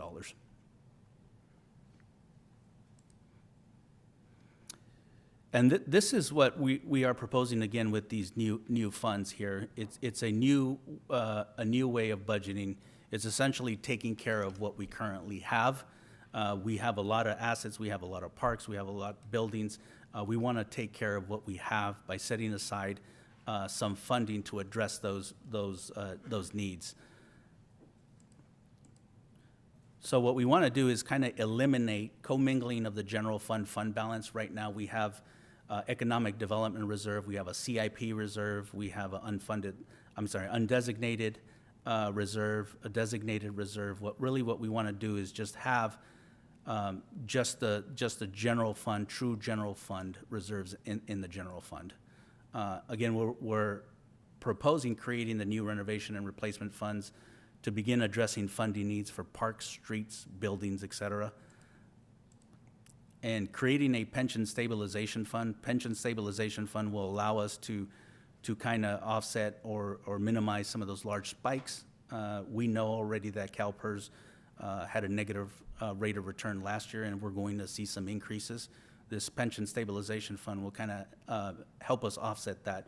Now, we may not dip into that. We may just leave it in there and hopefully earn some interest if we can afford it last year. But again, that's there for us to use in case we need to and not dip into any other reserves or decrease any services. And then we want to reassign the economic development and CIP reserve. We want to identify new purposes for these reserves within the new funds. And I mentioned we have a park, streets, building maintenance, et cetera. we had a CIP reserve in the general fund, but it was kind of just very vague. We had it in there, there was no real purpose for it. Here, we want to identify this and shift those funds over so that we have some real purpose for these funds. This is what our current general fund balance looks like. We have the general fund contingency, the unassigned fund balance, capital projects, economic development, and then all other. What we're proposing really is to kind of really just get to reserves, the general fund contingency, which is really just a break glass in case of emergency. If something happens, if there's a catastrophe, if there's a national emergency, something happens, this is our reserves we can draw down upon. And then we have all other, which actually remain in the general fund. They're going to be non-spendable, restricted developer contributions. We do have city-owned property that is a reserve, but it's non-spendable. As we look forward into fiscal year 24, this is what our fund balances will look like. So what we're proposing is to fully fund the general fund contingency. This is the 25% that is per our policy. $6.6 million would be 25% of prior year expenditures. So we're looking to fully fund that. That is our target. We're going to set it aside, be done with it, and look forward to funding other areas. The unassigned will be at 1.8, and the other would remain at $1.5 million. So the capital projects and the economic development reserves are going to be reassigned to the new renovation and replacement funds. And the unassigned here is a fund balance that's not restricted, committed, or assigned. And what it is, it was a residual, but also we wanted to have at least 5%, a 5% buffer. This ended up being a 6% buffer, which we're comfortable with. If we need to move more into the other funds, we can, but for the time being, 1.8 million is approximately 6% of our proposed 24 expenditures. Now, those are used to weather any variations in projected revenues or expenditures. That's so that we don't have to dip into the general fund contingency. That money there is kind of unassigned. We can use it. If something doesn't quite pan out as we anticipated, we have that funding available there. This is what the new renovation, replacement, and pension fund would look like. Parks renovation and replacement, we're looking to fund that at $2.7 million. The streets renovation and replacement at $1.5 million. Civic facilities at $500,000. Public safety building renovation and replacement at $200,000, and our pension stabilization at $100,000. That again is the transfer out of the general fund balance to these funds to the tune of a little bit over $5 million. Now in fiscal year 24, so the idea with these was not just to sock away the money and leave it there and let it earn interest and not put it to work, but really what we're trying to do is put this money aside and then use it for what the community needs. We have some parks that are in need of some TLC. We have streets, obviously, that are in need of some TLC. This is what this money is going to be used for. Set the money aside and then use it in a strategic way to fund certain projects. So in fiscal year 24, we do have a couple of parks projects. We have some shade canopies and restrooms. And also we have a Com Park 1 improvement, really to address turf conditions there at Com Park 1. We also have irrigation controller and upgrades. Irrigation controller for to better irrigate the turfs. They have sensors. They have remote control capabilities. If it's projecting rain, it's not going to turn on, and so forth. So these are advanced upgrades that will help us save, our precious resource, water, as well too, and keep the parks operating in the good conditions. So you can see that we strategically used $2.7 million in the parks renovation and replacement fund because we knew we were going to have some projects that we wanted to get to, some council priority projects also in fiscal year 24 of $737,000. So when we complete those projects in 24, that'll leave us a fund balance of an even $2 million in that parks renovation and replacement fund. I wanted to give a quick update on ARPA funds. So the city did receive $4.9 million in ARPA funding. We have allocated $4.7 million. We've completed 2 of the projects on this list, Elliott Drive and the Class 2 bike lanes. On the June 6th council meeting, Public Works is bringing to council the Knights Bridge and the Rancho Del Mar project for design. So those are going to start kicking off. But as you can see, we've allocated 4.7 of the $4.9 million for those projects. Now, looking forward, we have a lot of positives here. Development activity remains active. We have homes coming online, we have businesses coming online, we have hotels. That brings in economic activity, brings in tourists, brings in new residents that spend, shop, dine here in the city. That increases property tax revenues as those houses are built and folks move in. They're put on the assessment, on the assess roll, and then we in turn get revenues from that, increased TOT revenues from the 3 new hotels that are coming in the future. New civic and park and facility improvements. We have Compark 1 improvements. We have the old Napa Junction School that we're renovating there for use this summer for the day camp. And then we're creating the renovation and replacement funds, again, to address a lot of these future needs that we know are going to need some help with in the future. Some of the challenges, well, we're not immune from economic uncertainty. I think the country and the state and county and ourselves, there's economic uncertainty. Inflation continues to be high, although it's coming down. You know, the Congress is debating with the debt limit, debt ceiling, so that's affecting consumer confidence. Unemployment continues to remain low, but consumer sentiment is kind of waning a little bit here as inflation is eating into their discretionary income. We have significant deferred maintenance and unfunded CIP. Pension unfunded accrued liability, although we're not as bad off as other agencies, we do have that, and depending on what CalPERS does and their rate of return, that can spike our annual required contribution. We are looking at technology upgrades and modernization, new CMMS system, SCADA improvements at the water treatment plant, et cetera. So we're trying to bring efficiencies to the agency here in terms of technology and modernization.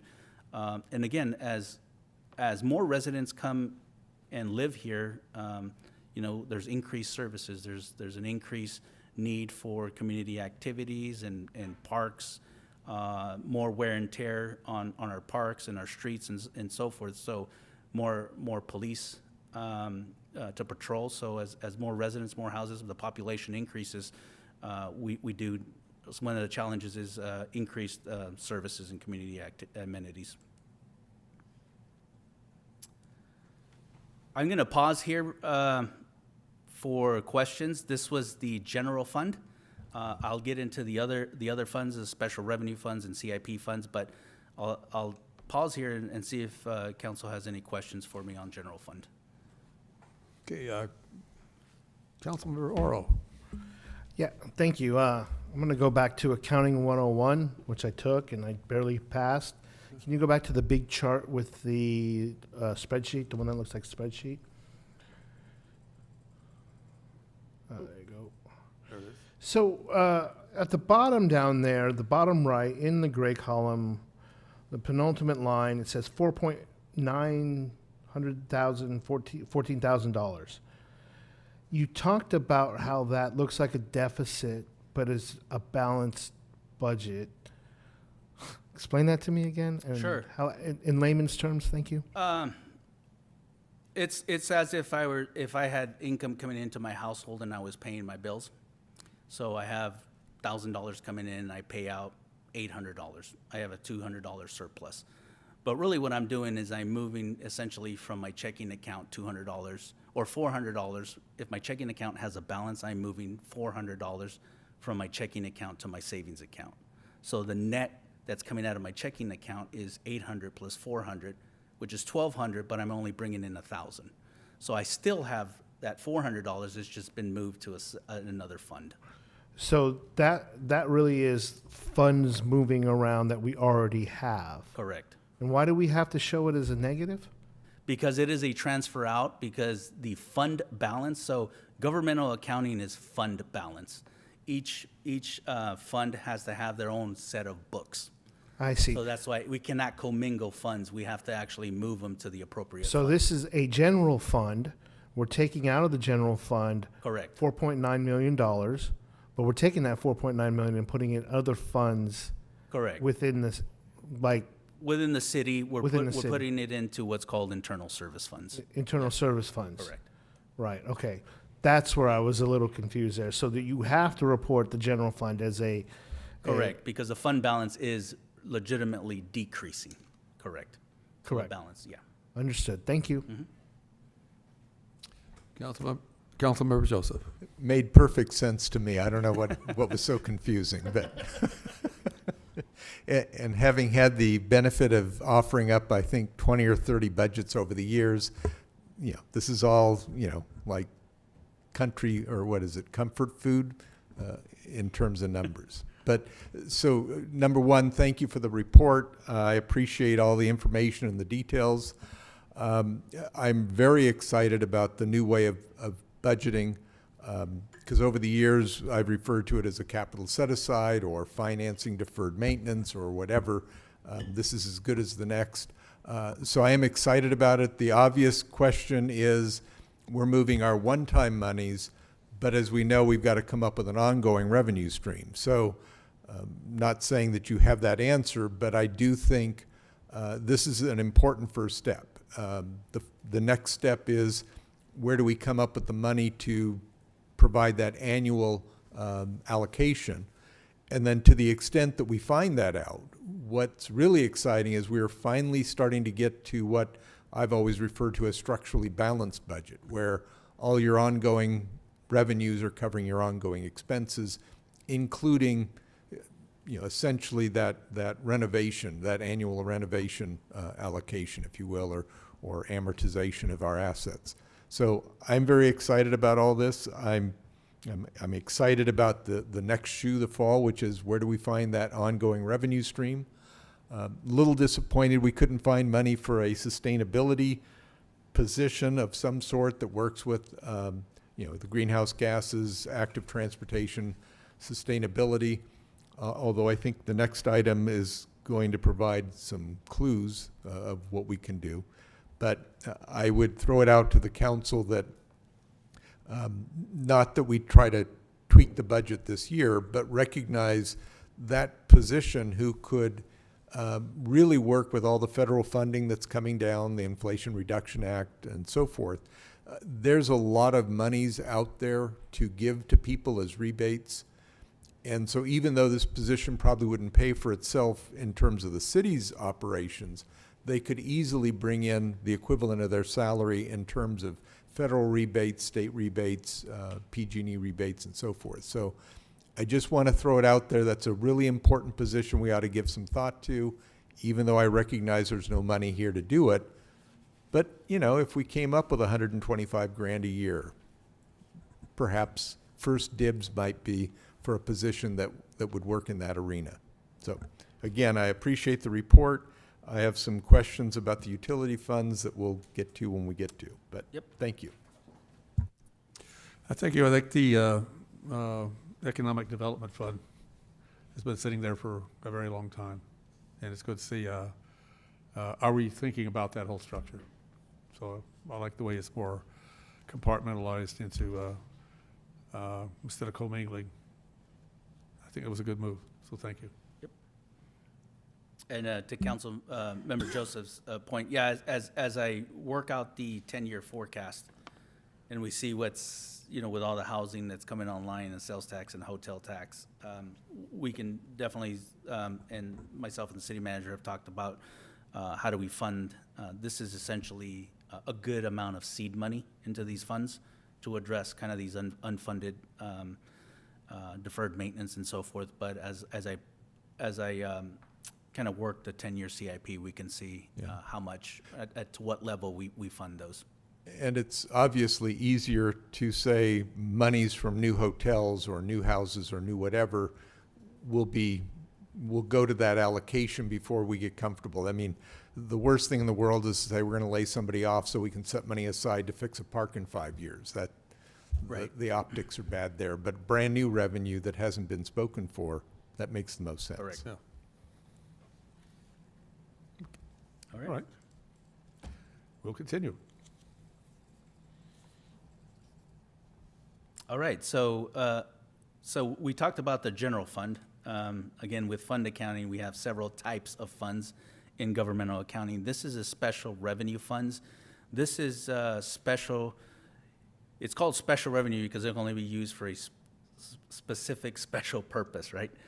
We can't use this to fund just the general fund. So if it's gas tax, it has to be used streets and roads. If it's a grant, it has to be used based on what the grantor is providing it for. For example, we also have LLAD, which is the Lighting and Landscape Assessment Districts.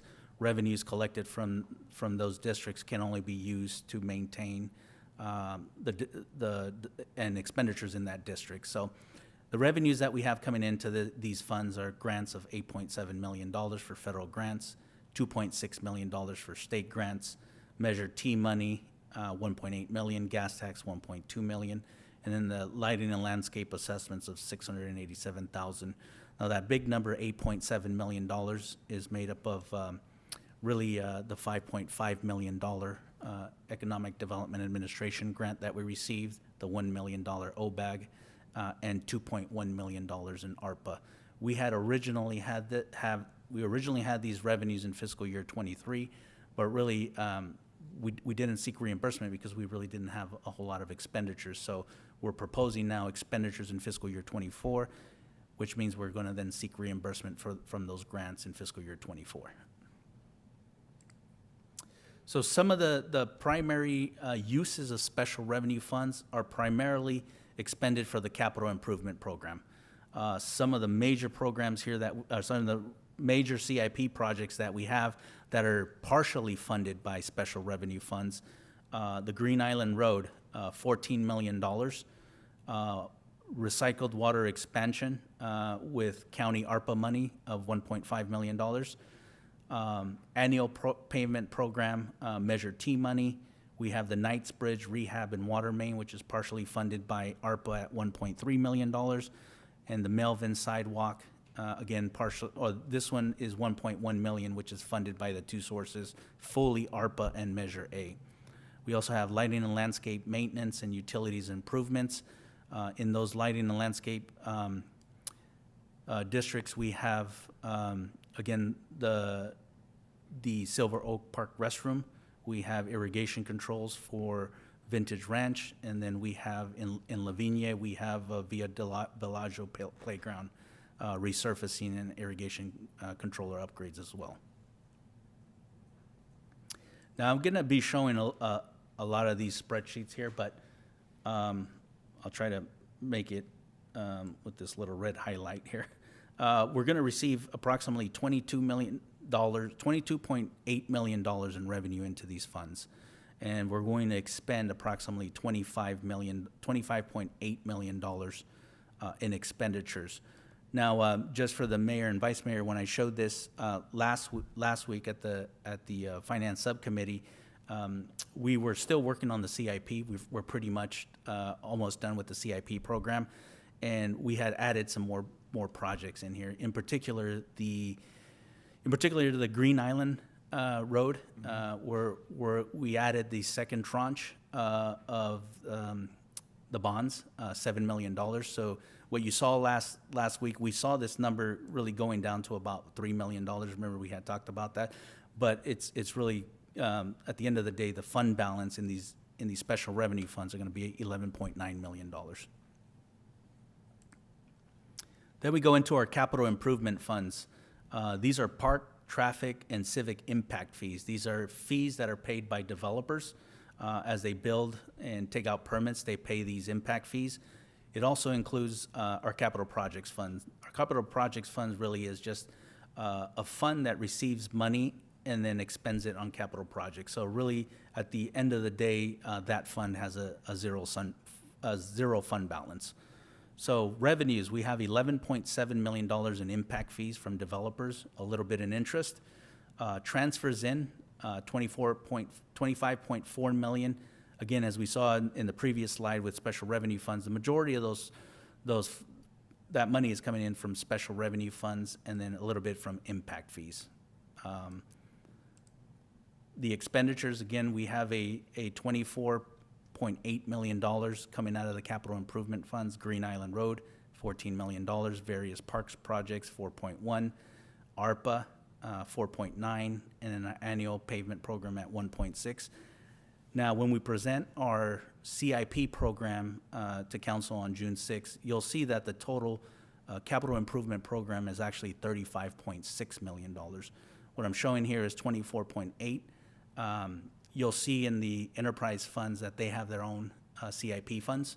So they're standalone enterprise funds, so they'll have their own CIP. So the combination of special revenue, general fund, traffic impact fees, and enterprise funds would be $35.6 million. So that is a pretty big ramp up from the last couple of years. Our Public Works Department has been really busy. These projects are kicking off, and we're finally seeing a lot of those come to fruition. So as we see here, our capital projects, we have $37 million coming in to those funds and approximately $30 million coming out.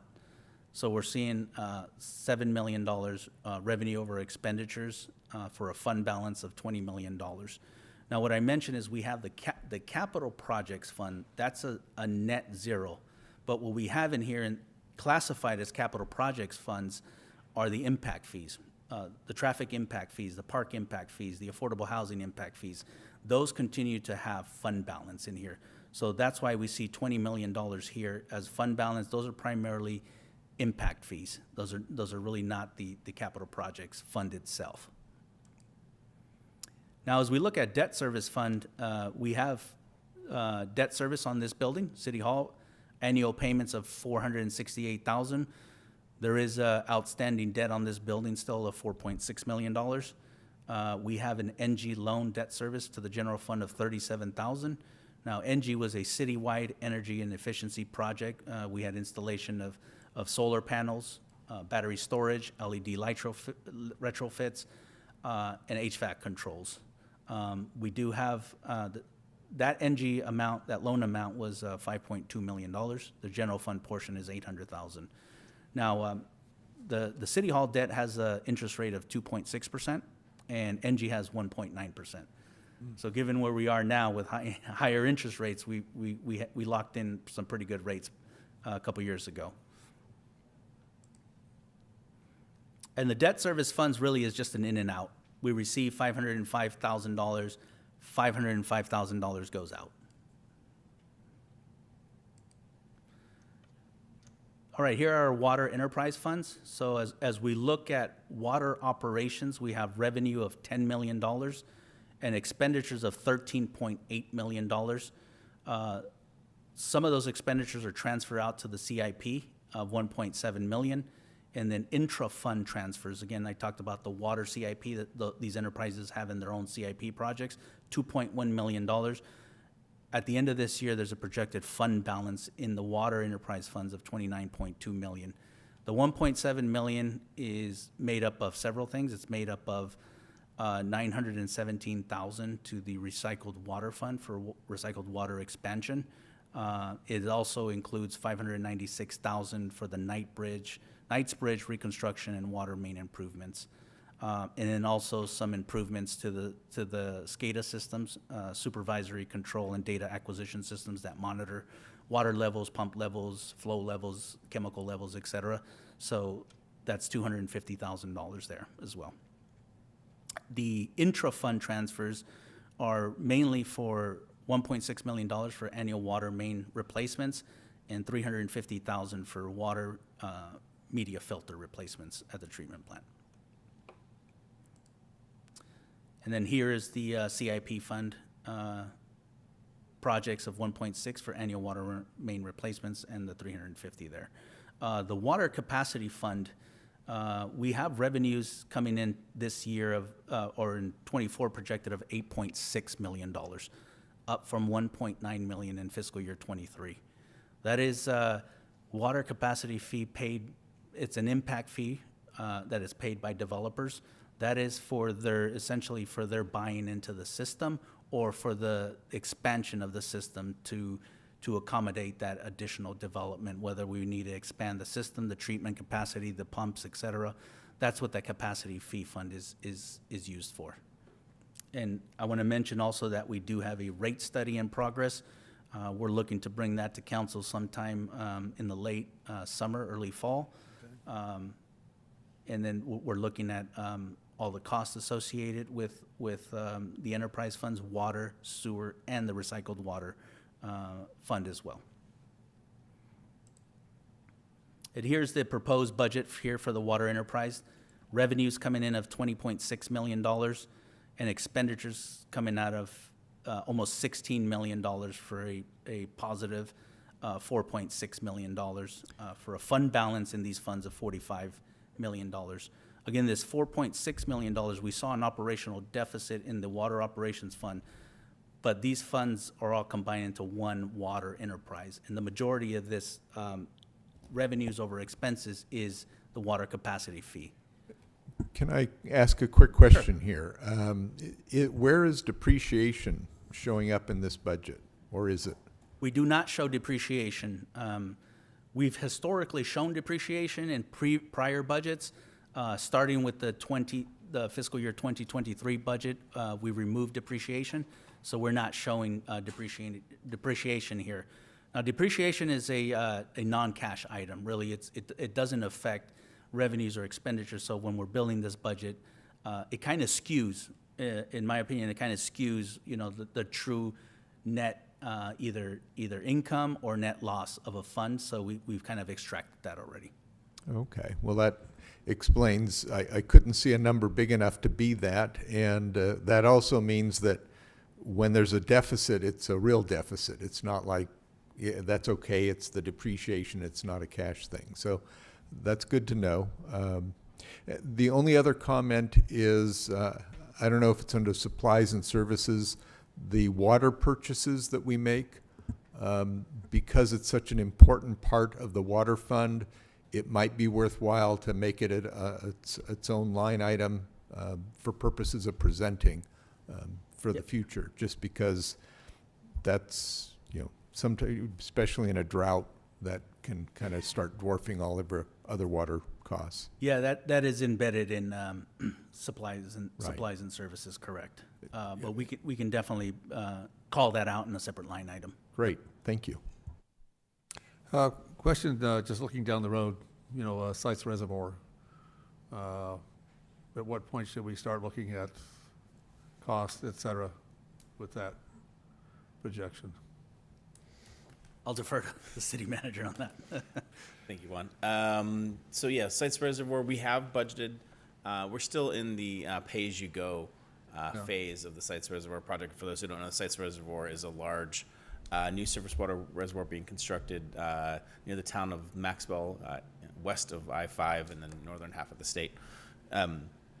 We're still in the cash pay-as-you-go phase. So we budgeted for next year's payments.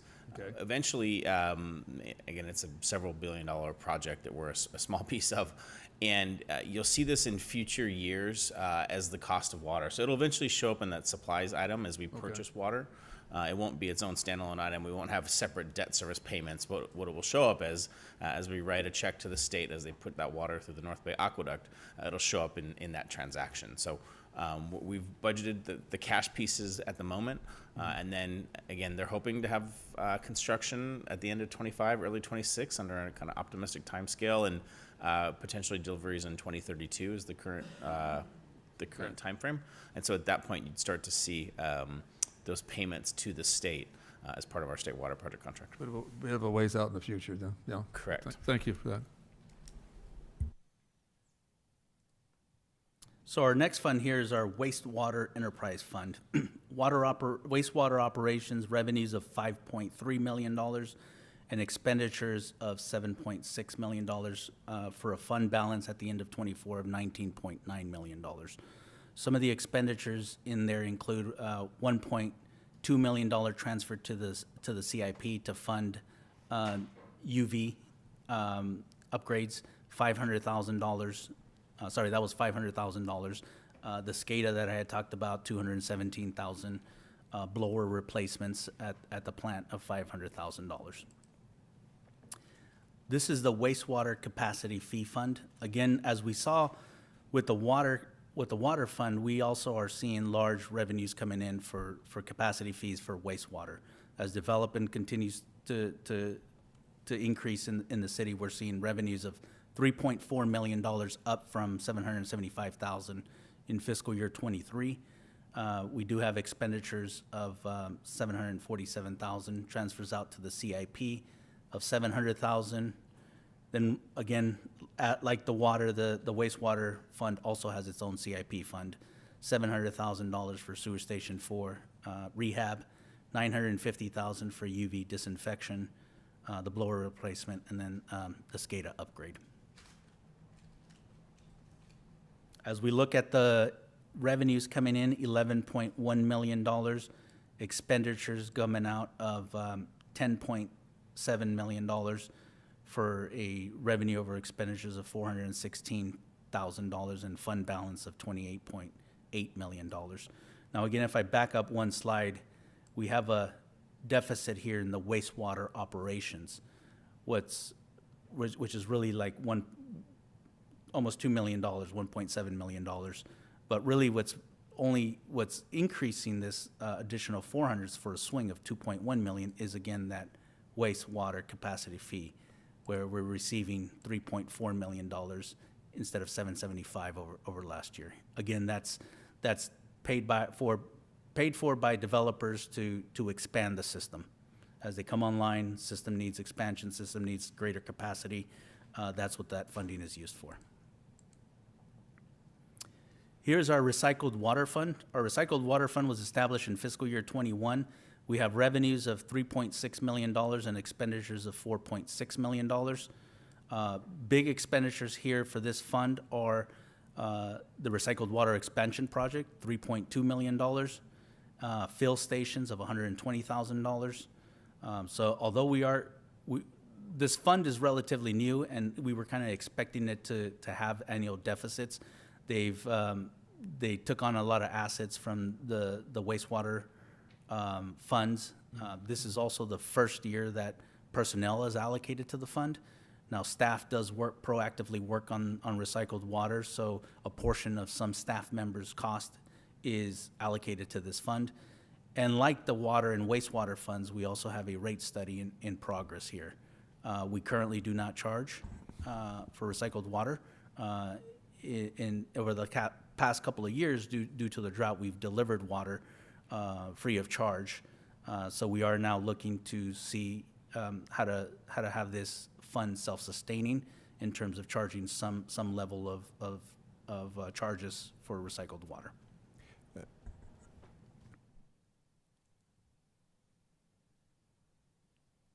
I have a question, Councilman. I was going to have some discussion about recycled water because I know that it's financially it's struggling for now at least, but philosophically, the wastewater treatment plant is basically producing the recycled water. So somehow the relationship between wastewater and recycled, there ought to be some way to financially share costs or something like that. So I'm just going to throw that out without anything other than there ought to be a way, because the wastewater fund is benefiting. If we didn't have a recycled system, they'd either be discharging it out to the bay, and now they're making some money off of it, or could. So it seems like somehow that those two funds ought to have some kind of a symbiotic relationship financially. How's that?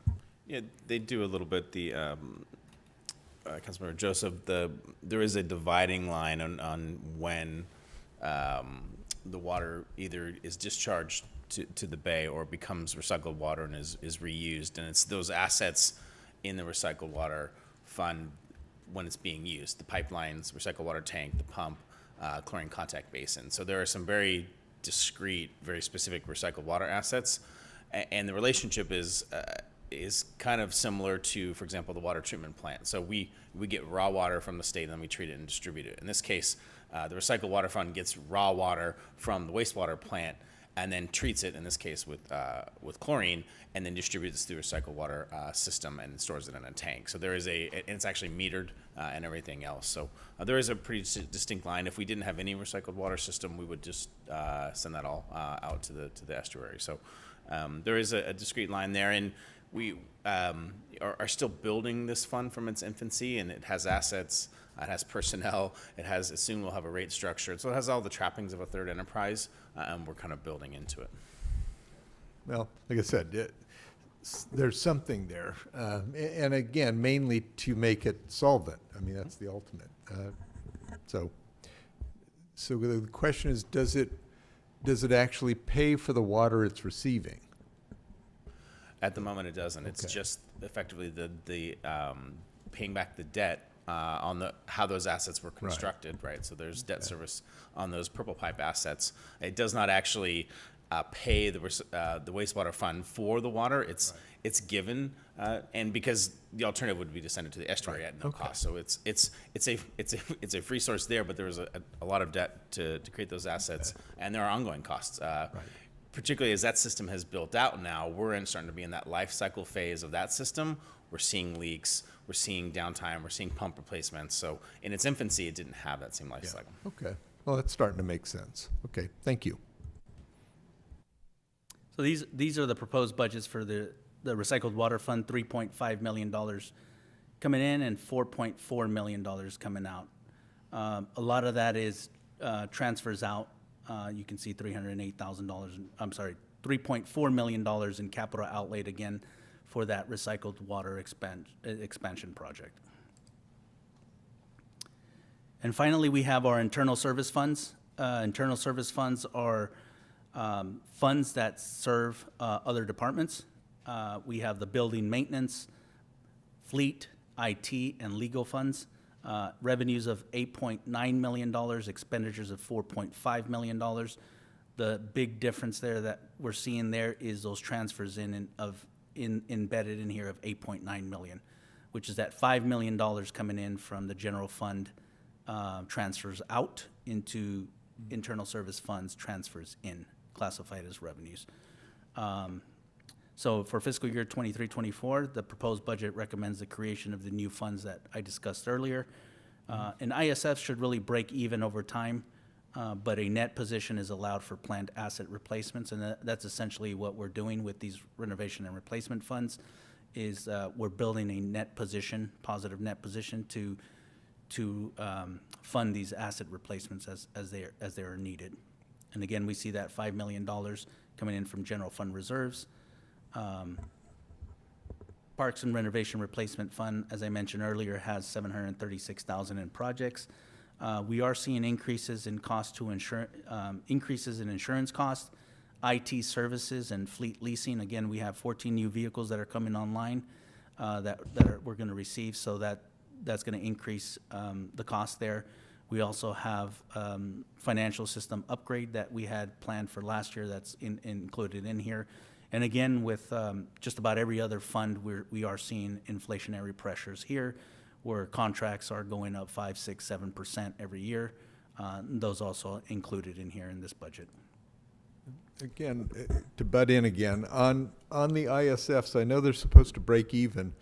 Is there any allowance for having a contingency fund or an emergency contingency fund like the general fund does, so that if you do accumulate a little extra cash, you can hang on to it under the same theory of cash flow or reserves?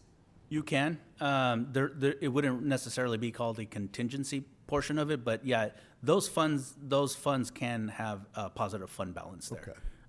We know we can easily justify the assets that we have in place, and we know when they're going to be fully depreciated, when they're going to need work. So we can continuously carry. I've seen some agencies carry positive fund balances for years and years in Yes. those funds. It- Yeah. It's a budget trick, but it also represents a handy little backstop when the economy does tank, that theoretically you could drain some of those internal service fund cash balances so that the general fund gets a break the first year. And That's correct. so Yes.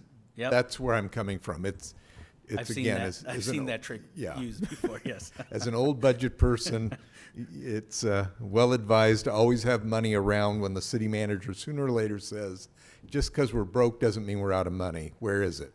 So Yeah. that's a spot. But really what we're trying to do here is really plan accordingly, and yeah, if there's some contingency, it can reside in those funds, but it's not called contingency per se, yeah. And then the revenues coming in, $8.9 million, expenditures of 4.5. Really, we have a positive fund balance here, net position increase of 4.4 million roughly. Again, that's because we're bringing in $5 million into these newly created funds, and we're only expending approximately $730,000 this year. So with that, that concludes my presentation. I'd be happy to answer any questions. Thank you for the presentation. I think it's generated good to know we're in good stead. Right. Remember going through something like this in about 2008. Ooh, uncomfortable times, but it's good to see. And future projections, that's, to me, seems pretty phenomenal that much. Well, but it's the benefit of growth. Yeah. Thank you. Vice Mayor Washington. Yeah, real quick, a great presentation like it was last Friday as well. Thank you. Got it. Can you hear me now? Yep. Yeah, great presentation, just like it was last Friday.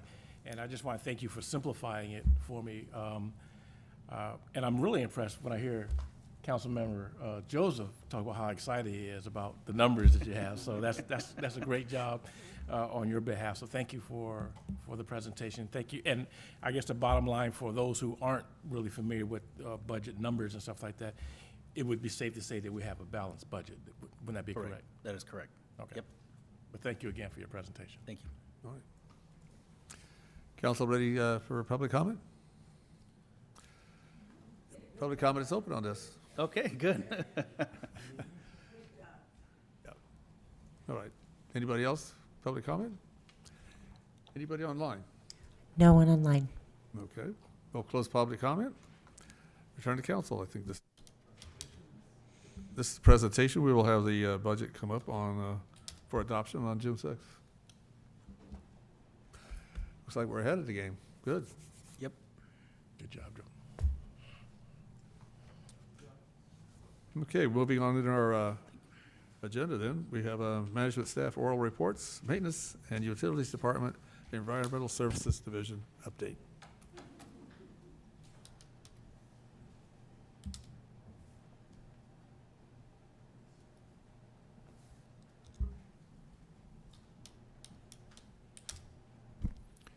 Good evening, Mayor and Council, members of the Evening. public, staff. Felix Hernandez, Maintenance and Utilities Director. I'm going to turn this over to Environmental Services Division Manager Pam Phillips to go through this presentation for you, then we'll be happy to answer questions.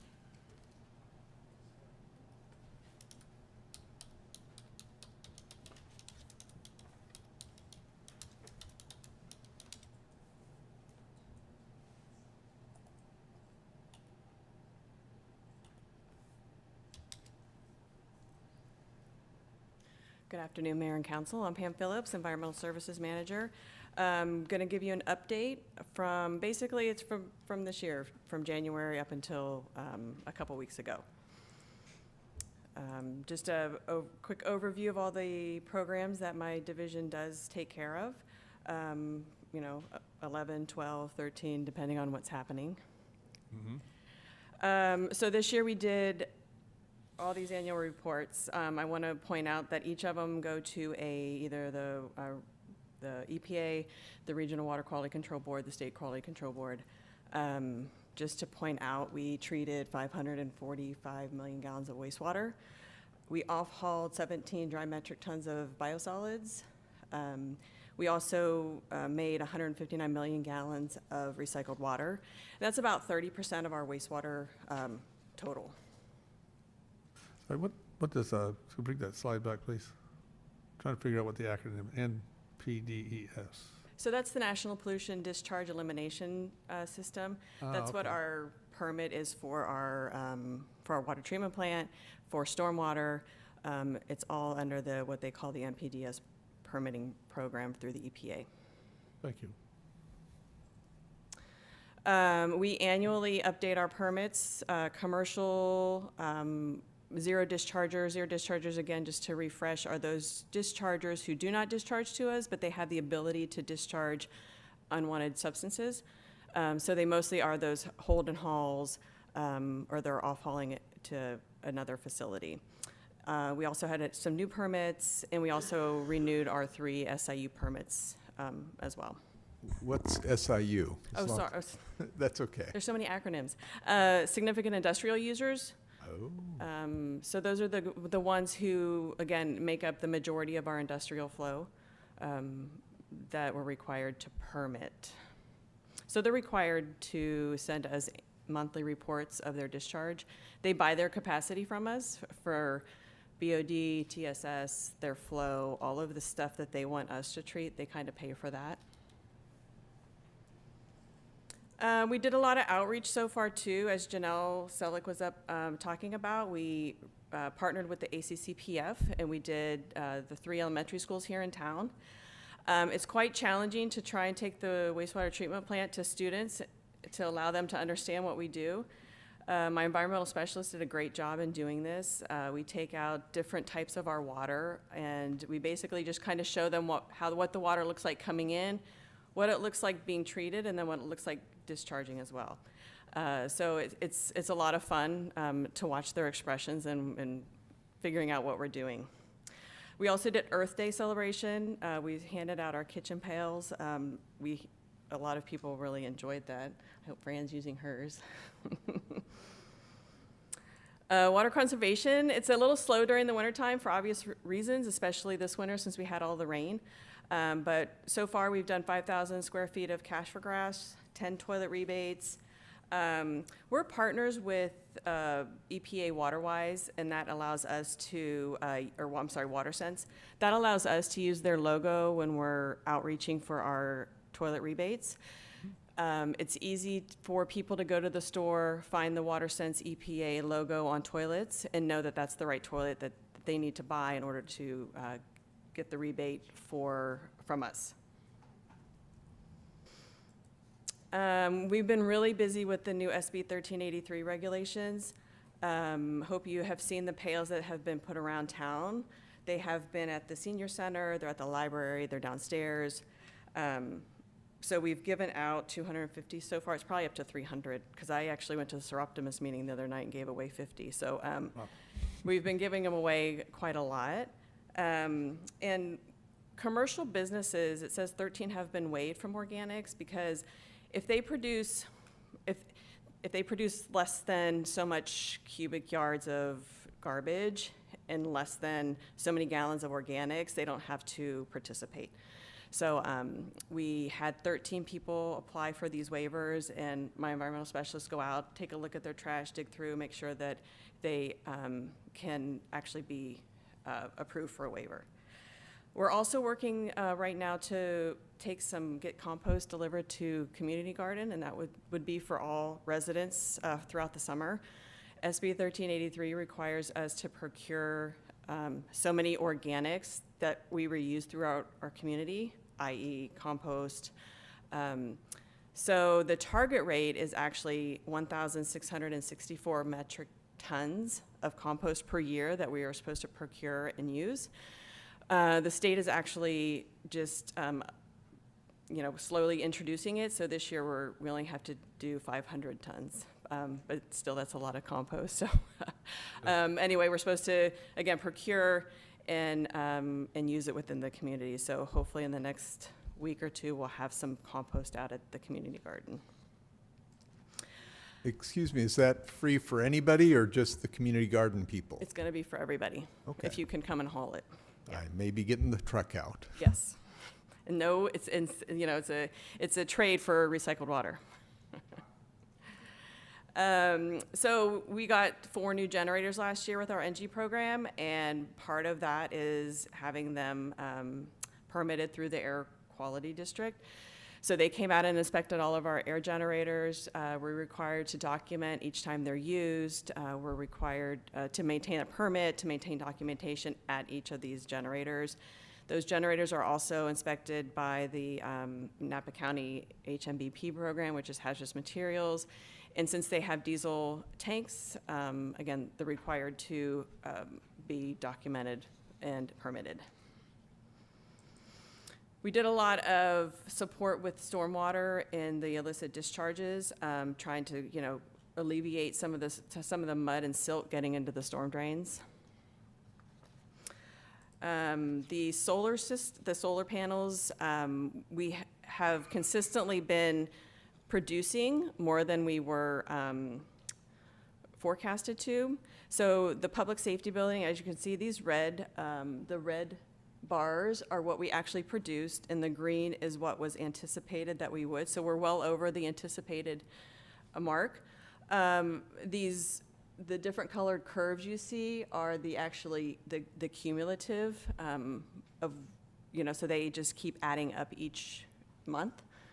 And again, we are surpassing, it's a positive increase, and we're surpassing what we were expected to produce. So we have the public safety building, we have water reclamation, and then we have the water treatment plant. So we can check each month. We get updates each month of what each site is producing for us. So we also look at sustainability. We have a dashboard for the EV charging stations that we have here in City Hall. So we're able to create all of these little buttons and see exactly what we're doing with the EV charging station and how we are affecting the climate. And finally, we did a lot of staff training. We have been training with the samplers on our own site, as well as we've deployed samplers out into the collection system. We haven't been doing the deploying of the samplers out in the collection system for quite a long time, so it was new to everybody. The collection system, some of the wastewater operators, the environmental services staff. So it's been kind of fun going out with them and teaching them how to deploy samplers. It got them excited to go out into the field and do that. And that's it. Do you have any questions? Thank you for the update. Thank Wow. you. A lot of activity going on there. We have a lot. Yeah. It's fun. Councilmember Joseph.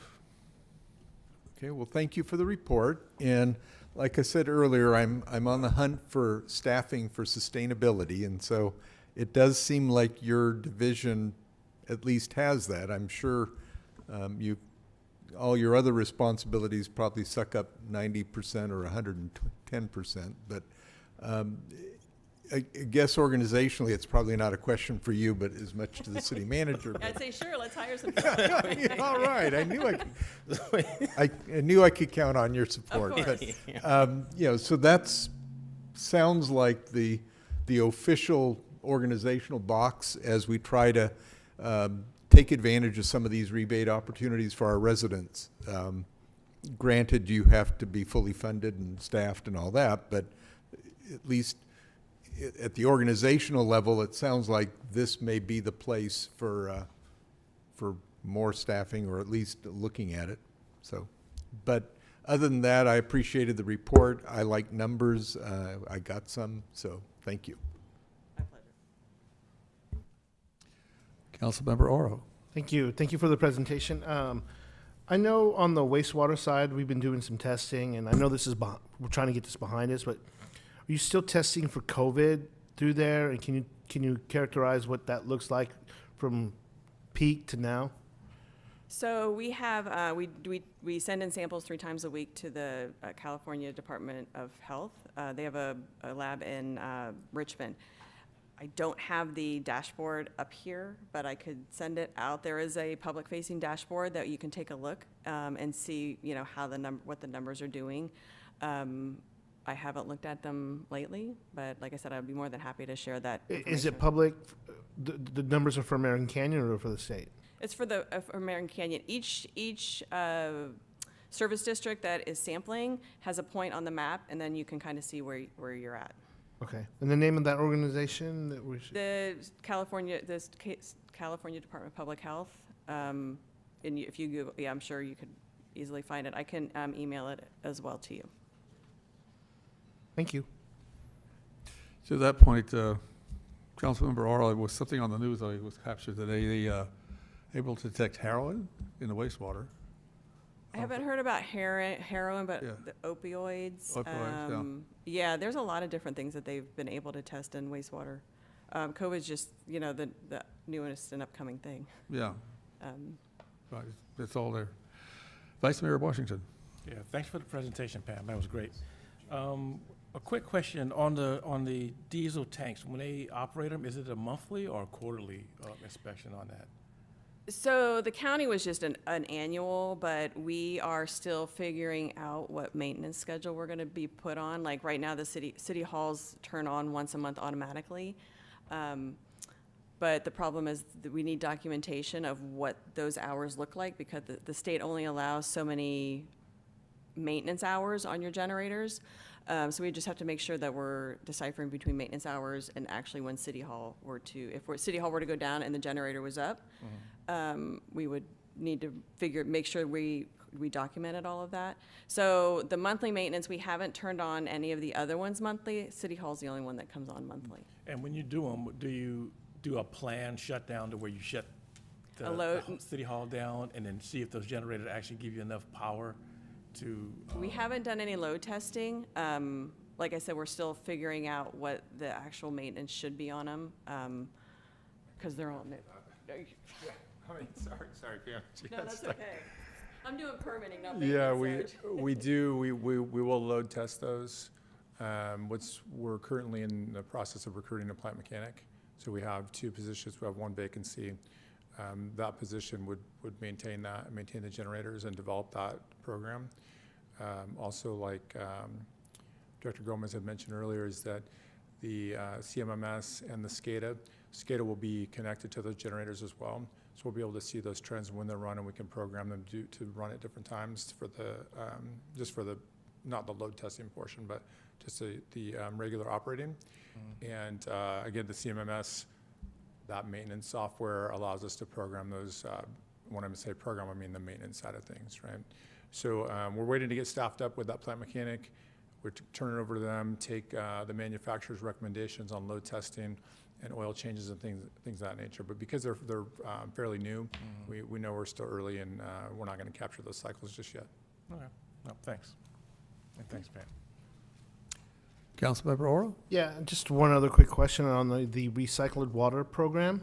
I know we changed it this year, and I just wanted curious of comments from residents or any sentiment or any feedback.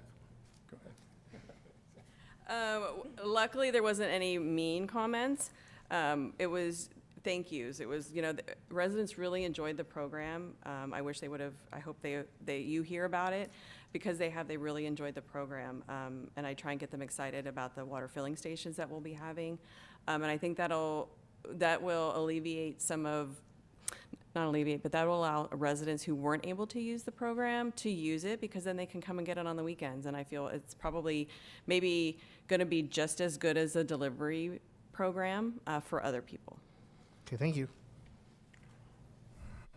What's the source of the compost? Where do we get that from? We'll probably be getting it from Napa Garbage and Waste Okay. Services. Yeah, picked up some there before on that. What's it looking like going more of a future look on it? This is something that wasn't that long ago. We didn't have this stuff. All the things that services were providing and the requirements. Yet it certainly has been of immense benefit to everyone to have that. Do you see any trends out there that we need to be looking for? You mean, I mean, we're just trying to put out the programs that the state are requiring us to Yeah. do in the best manner that we can do them. So, you know, it depends on if we're in the drought, then we might do one program. If we're not in the drought, then we might do something else. Yeah. So it's just, again, the state mandates a lot of environmental programs and leaves it up to the jurisdictions to figure out how to do it. So Yeah. I think, again, we're I doing. guess that's what I'm trying to get at is what's the discussion? What's the with next state- biggest thing? Yes, exactly. What's the state talking about? Like right now, it's the organics. Organics, yeah. And trying to figure out, I think a lot of jurisdictions are having a problem figuring out how to procure as much as they're supposed to because they do it by per capita. So, you know, American Canyon's doing 1,600 tons, whereas Vallejo might be obviously doing, 500 or, 5,000 tons. Yeah. So that's probably the biggest challenge that they're dealing with right now. And How they arrive at that number of 1,600? it's a factor of, I'd have to look, there's a factor of per capita that they came up with. I have no idea how they came up with it. They weigh, I wonder if they're weighing the green bin disposal. Oh, I don't know because they came up with it probably a year ago. yeah. So they probably don't have enough data for the green Yeah. waste yet. Yeah, a lot of that is mystery stuff to me. I think the rest of us as well. Councilmember Joseph.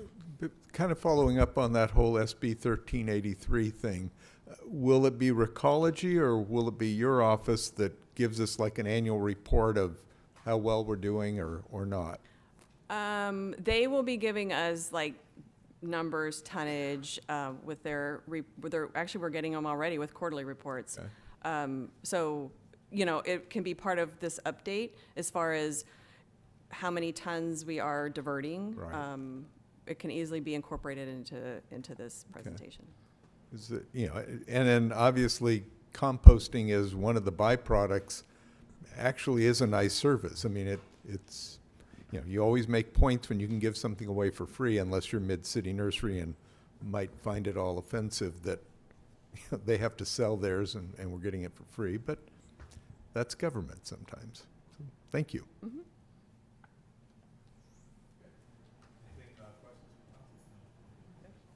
Come on, Mike. Thank you for the presentation. Thank you, Pam. One other quick update. We are presenting at the inaugural Napa Climate Summit. We'll be doing a presentation there. That's May 24th, 9 a.m. to 12:30 p.m. It's going to be at the Napa Valley College Performing Arts Center, 2277 Napa Vallejo Highway in Napa. So we'll be there. Hopefully we'll see you there for the Napa Climate Summit. May 24th? It is the 24th. Oh, and if you're going to attend, there's you have to go to their website. It's the I think it's Napa Climate Now.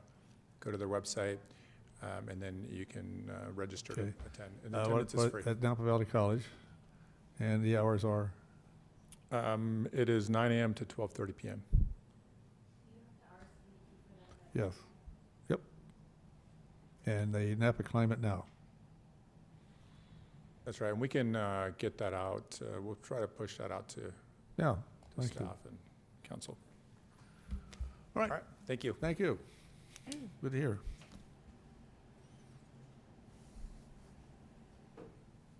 Next speaker. We'll move into department updates. Mayor, Director Akita has a departmental update. So we got compost and community garden, so yes. Yes, but I'm here to talk about all the wonderful things that are happening here in American Canyon over the next couple weeks. And I am recommending that the community take a look at the community calendar. There's a lot of things going on, and to be mindful of everybody's time this evening, I just picked and chose. Choose is not a word. I picked and chose specific things that are going on. So on May 18th, as a reminder, it's Bike to Work and School Day.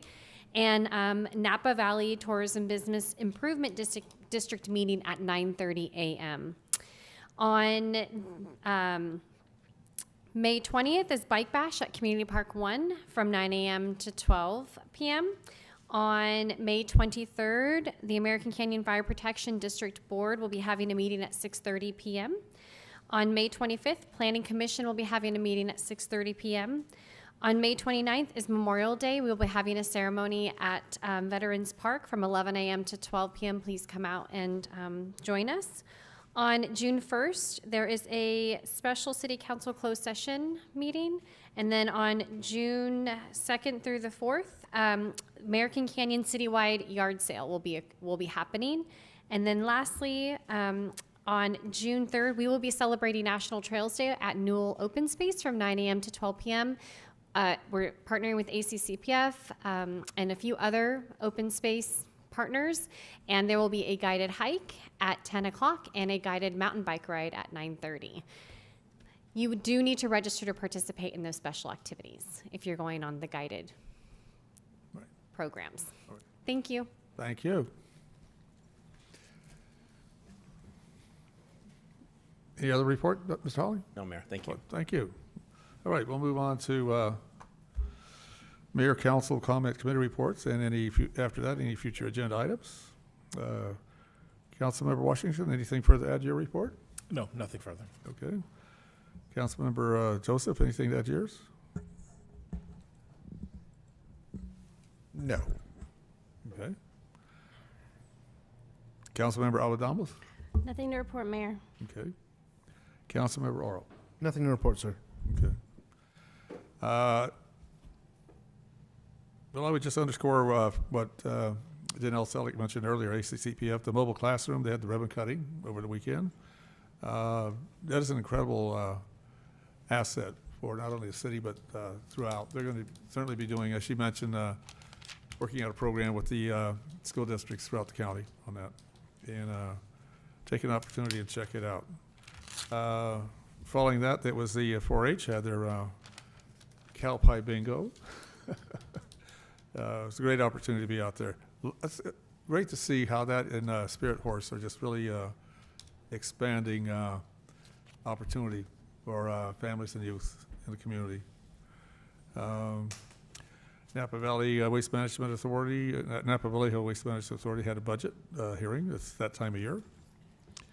And NICLOG had their annual, or quarterly meeting hosted by St. Helena.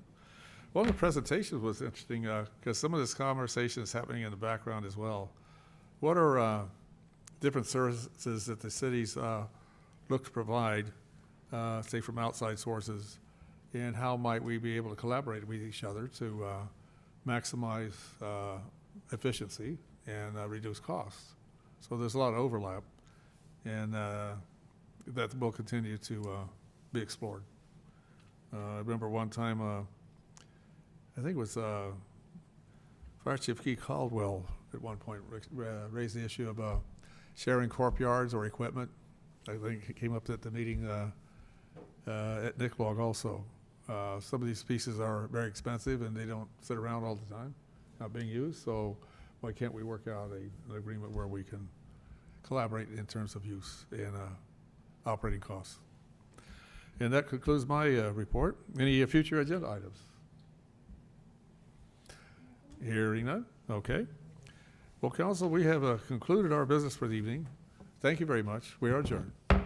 Good night, American Canyon.